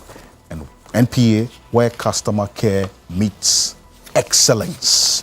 And if you have financial challenges with any financial institution that you are with, I'm giving you a better option. I'm talking about Blue Financial Services Ghana Limited. Are you a salaried worker, an SME owner, or a trader in need of quick and reliable financial support? It's time to make your money work for you. With Blue Loans from Blue Financial Services Ghana Limited, you get fast, flexible, and affordable financing tailored to your needs. No long queues, no stress, just the support you deserve when you need it. I'm talking about Blue Financial Services Limited. A number of you also sending me messages about my outfit this morning. As always, I'm clothed by Kogra Clothing. It's the best version of you. You can call them on this number, that's 0244-238-341 for this outfit and many others. 0244-238-341. We'll be back shortly after this quick break. Kofi Asare, Executive Director of the Africa Education Watch, is joining us, and then we'll also have a representative of the Zango Development Institute also joining us this morning to have a conversation about Wesley Girls Matter and the diversity in our schools. Stay with us. We'll be back shortly.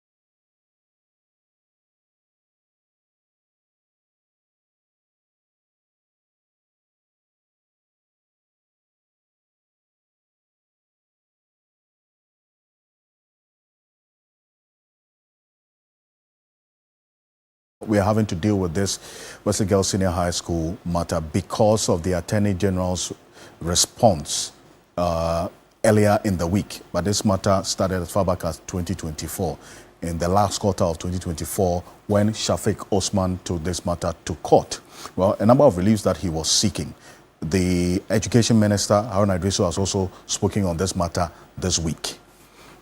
Wesley Girls Senior High School is owned by the Methodist Church and not the state. This is the Attorney General's response. He says that Wesley Girls has the right to practice its religion. It's entitled to government funding even as a religious body. And state cannot take away the religious rights from the Wesley Girls Senior High School on the basis that it receives funds from the state. But this is what Haruna Iddrisu, the Education Minister, said in Parliament earlier in the week on this matter. Take a look. Mr. Speaker, let me also use this opportunity in debating the budget, since I speak as the present Minister for Education, that there is some ongoing debate on restrictions on Muslim students in Wesley Girls, which conflicts with international human rights standards and even standard expected of us in Ghana's Constitution and Article 33(5) and 26(1) of the Constitution. And then to assure our colleagues that we have a duty to uphold the rights of every Ghanaian child and to uphold the rights of every Ghanaian citizen. No right is divisible, and that we will not countenance any action by any person to deny any Ghanaian girl the opportunity to profess or practice any religion. Mr. Speaker, let me conclude.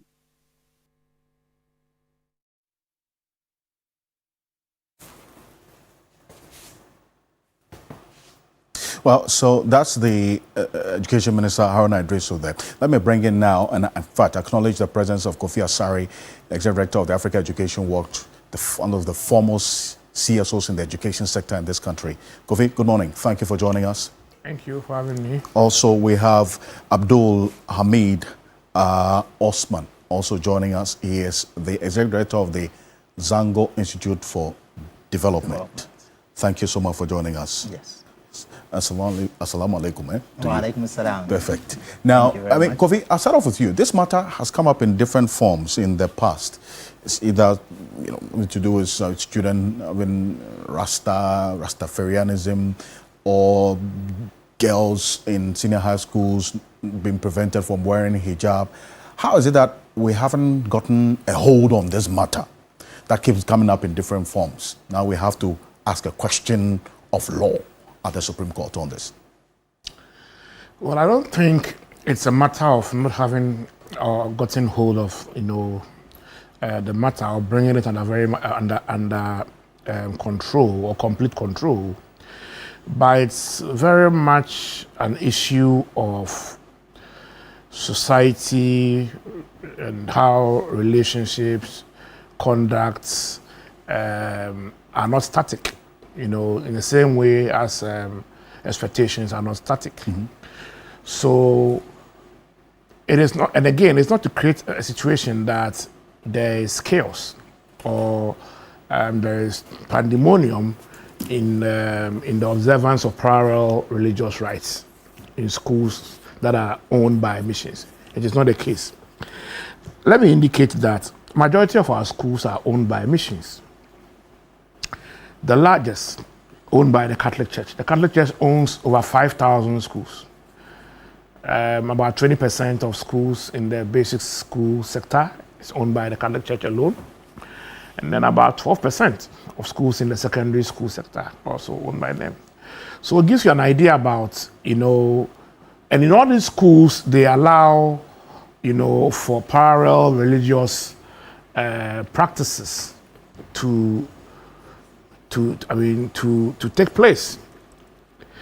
And so it is not the case that there's a crisis. Mm. Indeed, in the senior high schools, there's only one senior high school I know. Let me say, in our secondary schools, okay, there's only one secondary school I know that has issues with allowing Muslims to practice their religion or manifest their faith, especially within the context of prayers and fasting. There's only one school. Which is? Of all the schools owned by the Catholics, the Anglicans, the Methodists, Presby, and other faiths, I don't know of any school that has this challenge. And so it is the case that 99.9% of our Christian mission schools have actually acceded to the dictates of the MOU, which provides for inclusion, you know, in the observance of, you know, faiths. And so I want that context to be made. That's right. And to the extent that So we always... This is not a widespread situation. Exactly. It's specific to a particular school. So as we discuss the case before the Supreme Court, we should appreciate that it is an effort by a citizen to seek interpretation, okay, to how certain provisions in the Constitution is manifesting in a particular school. But it is not the case that the tolerance or the level of acceptance of Christian missions for Muslim religion is low or is under threat. No. I see. Well, but Hamza, do we risk this tolerance that Kofi talks about actually also being brought to question if this matter is determined in court? Because then that will become a precedent.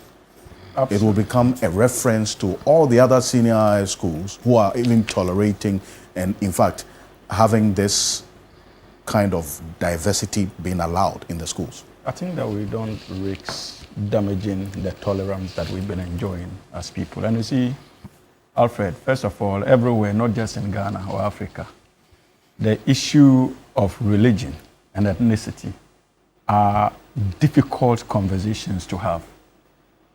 Difficult conversations because the tendency for the conversations to privilege what I refer to as conflict or segregational attributes over and beyond that of harmony and coexistence is very high. And so that point needs to be made. And even in established democracies in the Western world, they still baffle with the inherently conflictual and segregational nature of religious and ethnic discourse when it comes to cultural identity. So it's not peculiar to us as a people, as far as our developmental trajectory is concerned. Again, the danger has to do with how those of us who comment on it run the commentary based on the two extremes, because every religious side has extremists. There are many of us who run commentary because we want to appeal to our religious sect, especially in relation to this particular case, not because we are actually concerned in finding solutions to it. And that is where the danger is, because it is always about the obsession to trend and be seen by your sect as propagating their views or championing their cause. And that is why from day one, Alfred, I have maintained, I'm part of the Council for Shafiq. And that is why I have said that we should stop looking at this matter as a contest between Christianity and Islam in Wesley Girls Secondary School. We should begin seeing it as another constitutional test under the 1992 Constitution, and whether or not people would be able to enforce their rights or not. Okay. If we take it to that level, we would succeed in toning down the sensationalism and emotional commentary that mostly drives religious and ethnic commentary. And so it is key. When Shafiq decided to go to court, he did not go to court he did not invoke religious teachings or Islamic doctrines. He invoked constitutional provisions. That is the 1992 Constitution. Okay. And so even if the outcome is determined, it will not be a victory either for Christianity or Islam. It will be a victory for the 1992 Constitution. That's one. And let me give you this important... Yes, in a minute. Yes, Alfred, you see, there are three claims that have come out in this matter, and that we need to be careful. The first claim is that the fact that the Attorney General, in his statement of case, on behalf of the second and third defendants on the matter, seem to be arguing that, look, it is a mission school and not really public. And also, they have the right to practice their religion. It gives the impression as though the Attorney General is taking a position, especially those extremists who are commenting on it, is taking a position against Muslims. We are in court, and I don't think that that's the impression. Okay. What the Attorney General has simply done is given the entire nation the opportunity to begin to raise issues that the Tyrone Maguire failed to address. Because in the issue of Achimota and Tyrone Maguire, we're not dealing with mission schools. We're dealing with what we all agreed to be a public institution. Now, there are many who feel like Wesley Girls is a mission school and assisted, and it doesn't make it a public institution. The Attorney General is simply telling the court that, is that a public institution or not? And the Attorney General is also saying that, look, even if it is, I respect the rights of Muslim students to practice their religion. I also respect the rights of Wesley Girls as a Christian school to also enforce their teachings. It is now left onto, and so I don't want to interfere in any of these rights. It is now left onto the court to make a determination as to whether indeed the measure of restriction is one that is allowed under our law. And so we must be careful. Even those of us who are speaking for Wesley Girls to be for Muslims to be given an opportunity to practice their religion and Wesley Girls, we must be careful. Then second claim, which is important, Alfred, I must apologize. The second claim, to the effect that, and I've listened to many of our commentators say it, that, Wesley Girls it is at that posture because it succeeded in maintaining its traditions and didn't allow it to be watered down. And so, why are Muslim students coming there or allowing them to practice has the effect of maybe watering down its principles? You see, one point we are missing is that even the decision of Muslims to want to go there is a manifestation of the kind of respect they have for the Christian teachings that underpinned that religion. Thank you. Now, I beg you, I'll come to that the next one. But you see, this has been coming up in different forms. That's why it actually even gave rise to the MOU that Kofi referenced. It's binding. It's a memorandum of understanding. That should have been a guide, is it not, so as to avoid all of this. But we keep coming back to this point. Yeah, absolutely. And this is not a very simple issue because a few years back we had to dig, one of the groups I chair, Advocates for Christ, we needed to dig into the background. And we discovered that in the history of Wesley Girls, there had been a point where a number of girls, Christians, engaged in fasting, had some very serious health consequences, which ended up with the school being, parents and all that came up. So they took a decision because of a Christian act of fasting that no students will fast. So at the moment, even in Lent, it has nothing to do with whichever religious affiliation you have. They have that position that, listen, based on our historical records and what has transpired in our school, we don't allow this. So it's not complicated when you have, as it were, another religious group saying we want to fast. When they have said to their own constituents as Methodists, you can't fast even during Lent. It's not as simple as just the MOU. And I'm glad that, as Kofi pointed out, it's only basically one school where we seem to have this issue. I think that it's a matter of sitting down. Because of the sensitivities, I think you need to, I would rather the parties sit down and resolve it. Because any decision, maybe an out-of-court settlement? Honestly, I just think that it might become much more complicated because the sensitivities are high. We are entering our period of Christmas, where it's peace and goodwill to all men. And I think that we should keep the peace. I think that not understanding the nuances of the historical context could end up creating much more confusion and chaos than we are anticipating at this point. Well, okay, now you are wearing the Advocates for Christ hat on this one. But Kofi, an out-of-court settlement, you think? I mean, just because there had already been some conversation prior to all of this, with even the MOU spelling out what should be the guidelines to addressing a situation like this? I am not comfortable with what appears to be conflicting positions between the Attorney General and the Minister for Education. Is there a conflict, you think?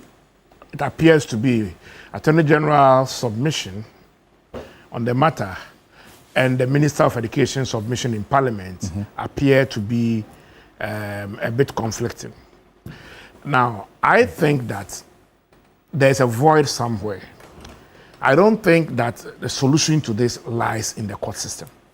Right. Because how 99.9% of Christian mission schools have accommodated Muslim practice wasn't negotiated through the court system. You understand? And Absolutely. so I don't think that the solution to getting Wesley girls to accede to what all others have acceded to lies in the court system. I think that from 1851, when the Education Ordinance came into being, when the missions were fully in control of our schools and government was only funding, through to our first Education Act in 1961, all the way to now, the current 1049, there are provisions, and there's a provision in 1049 that requires that an MOU be developed to provide a framework for managing mission schools. We are in year 5 after the passage of that law. The MOU is still in the draft. It hasn't been adopted. That's supposed to be the mother MOU that would have provided the broad framework for such supporting MOUs as the one that was facilitated by the National Peace Council and the missions. You understand? And so if the GS and the Ministry of Education is able to prioritize and wrap up that particular mother MOU, which will flesh out the level of control that the state wishes to, cede to the missions in the majority of their schools, and etc. in what areas, then we can properly situate the Peace Council-led MOU into the broader government missions MOU. Right. So if we build consensus around the mother MOU and situate what we have now as an offshoot MOU into that, I think we can make more progress than expecting results to come from the courts. I believe that we can dialogue and build consensus and make more gains, consolidate same. My only worry is that the statement that was issued by the Christian Council and the Catholic bishops suggested that they are against the observance of parallel religious systems in our schools. And that flies in the face of the MOU. And I thought that that statement took us back because it questioned the very essence of the MOU because they signed the MOU.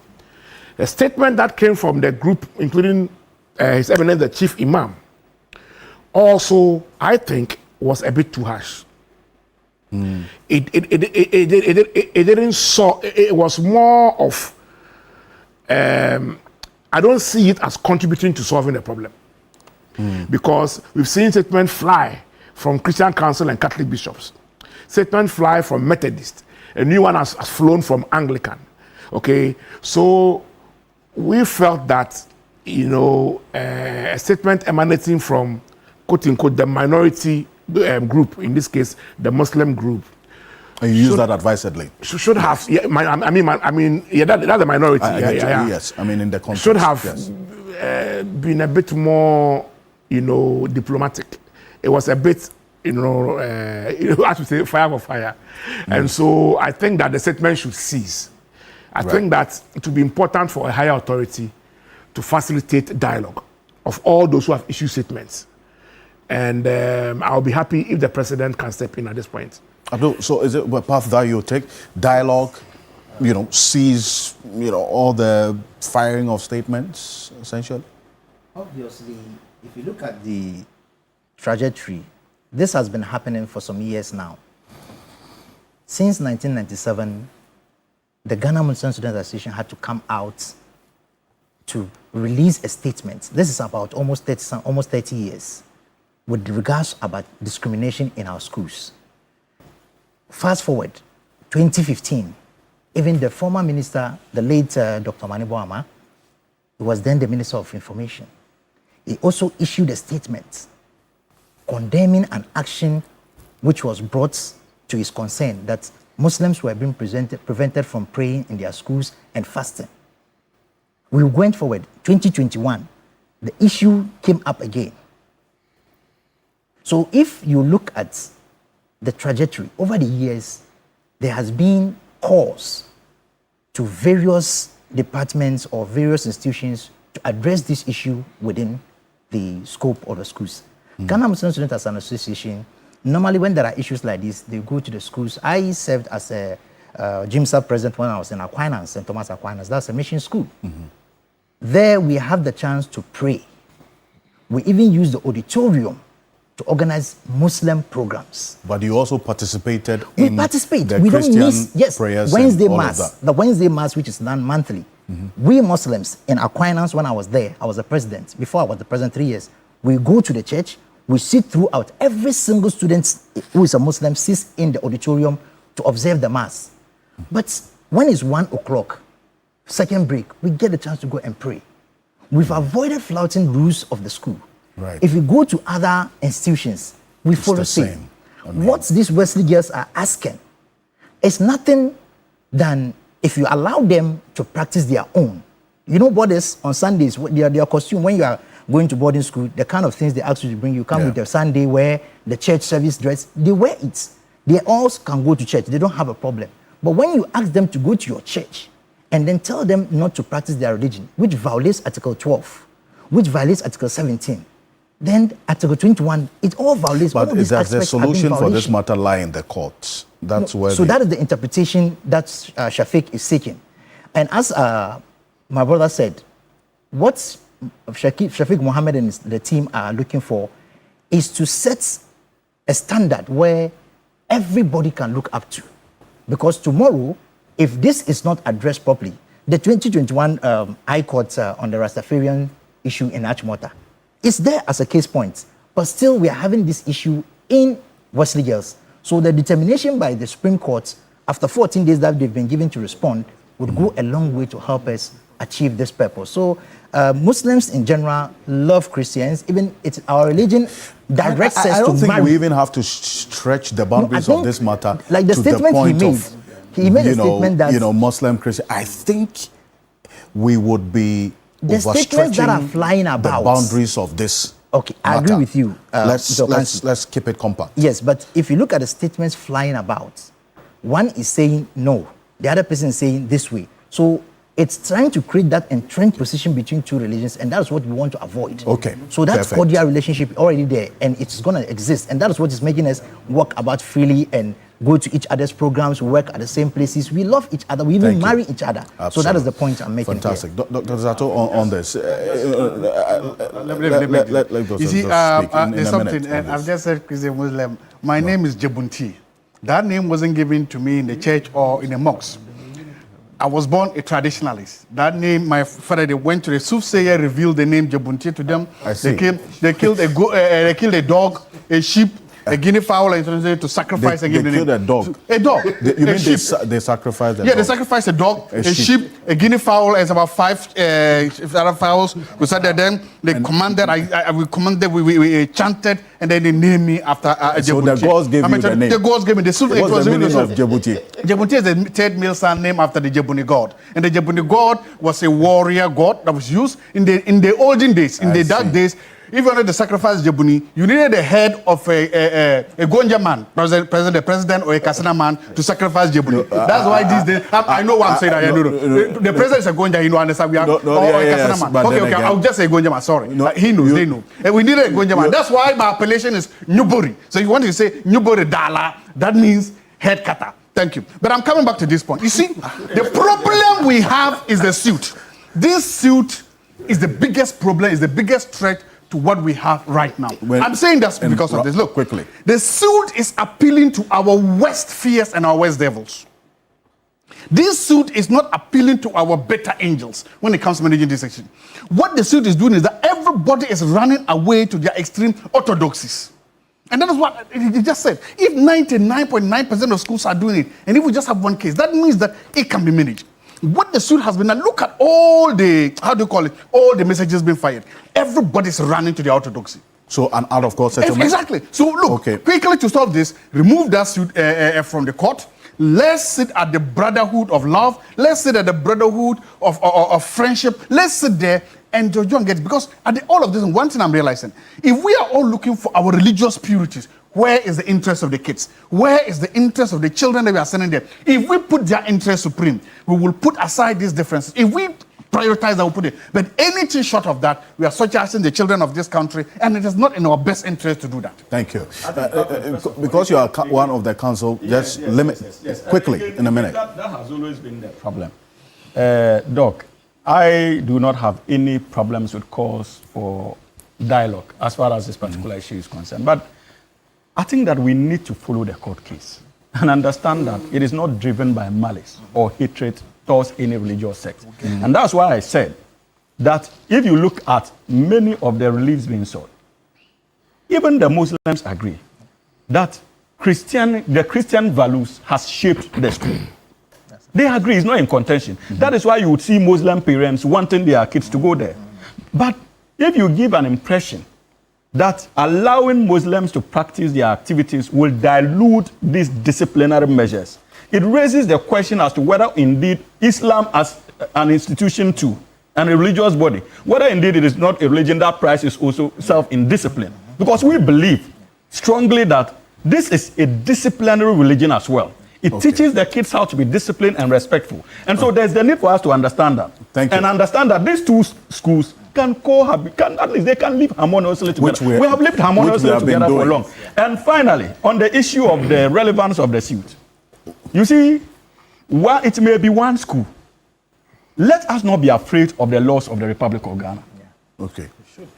To the extent that people are invoking their constitutional right, let us not create an impression in this country that anybody who attempts to invoke his constitutional right would risk jeopardizing the sustainability or future of this country. That is not the reason why the Constitution was promulgated. Thank you.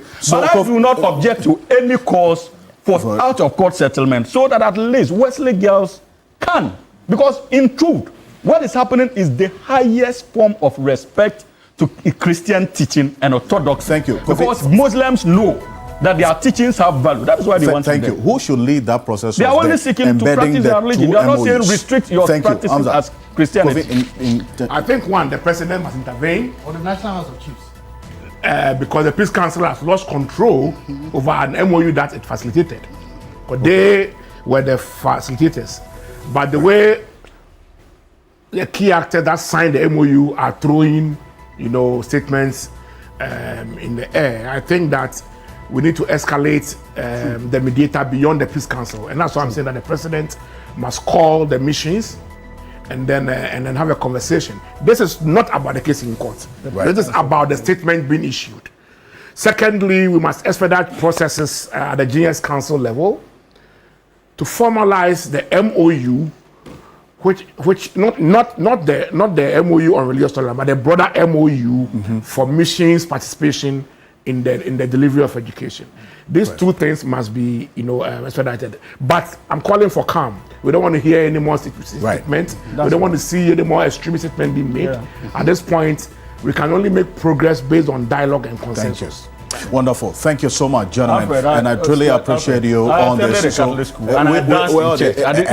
you very much. And I want to state as well that earlier, as we did briefly discuss the Kwandai Member of Parliament's issue, my guests considered the Speaker of Parliament had made a pronouncement on this for a 7-day period. Within the next week, we will see how this matter involving the Kwandai MP evolves. Then it will give us enough legs to have a wider conversation on it. I want to say thank you, gentlemen. Thank you so much.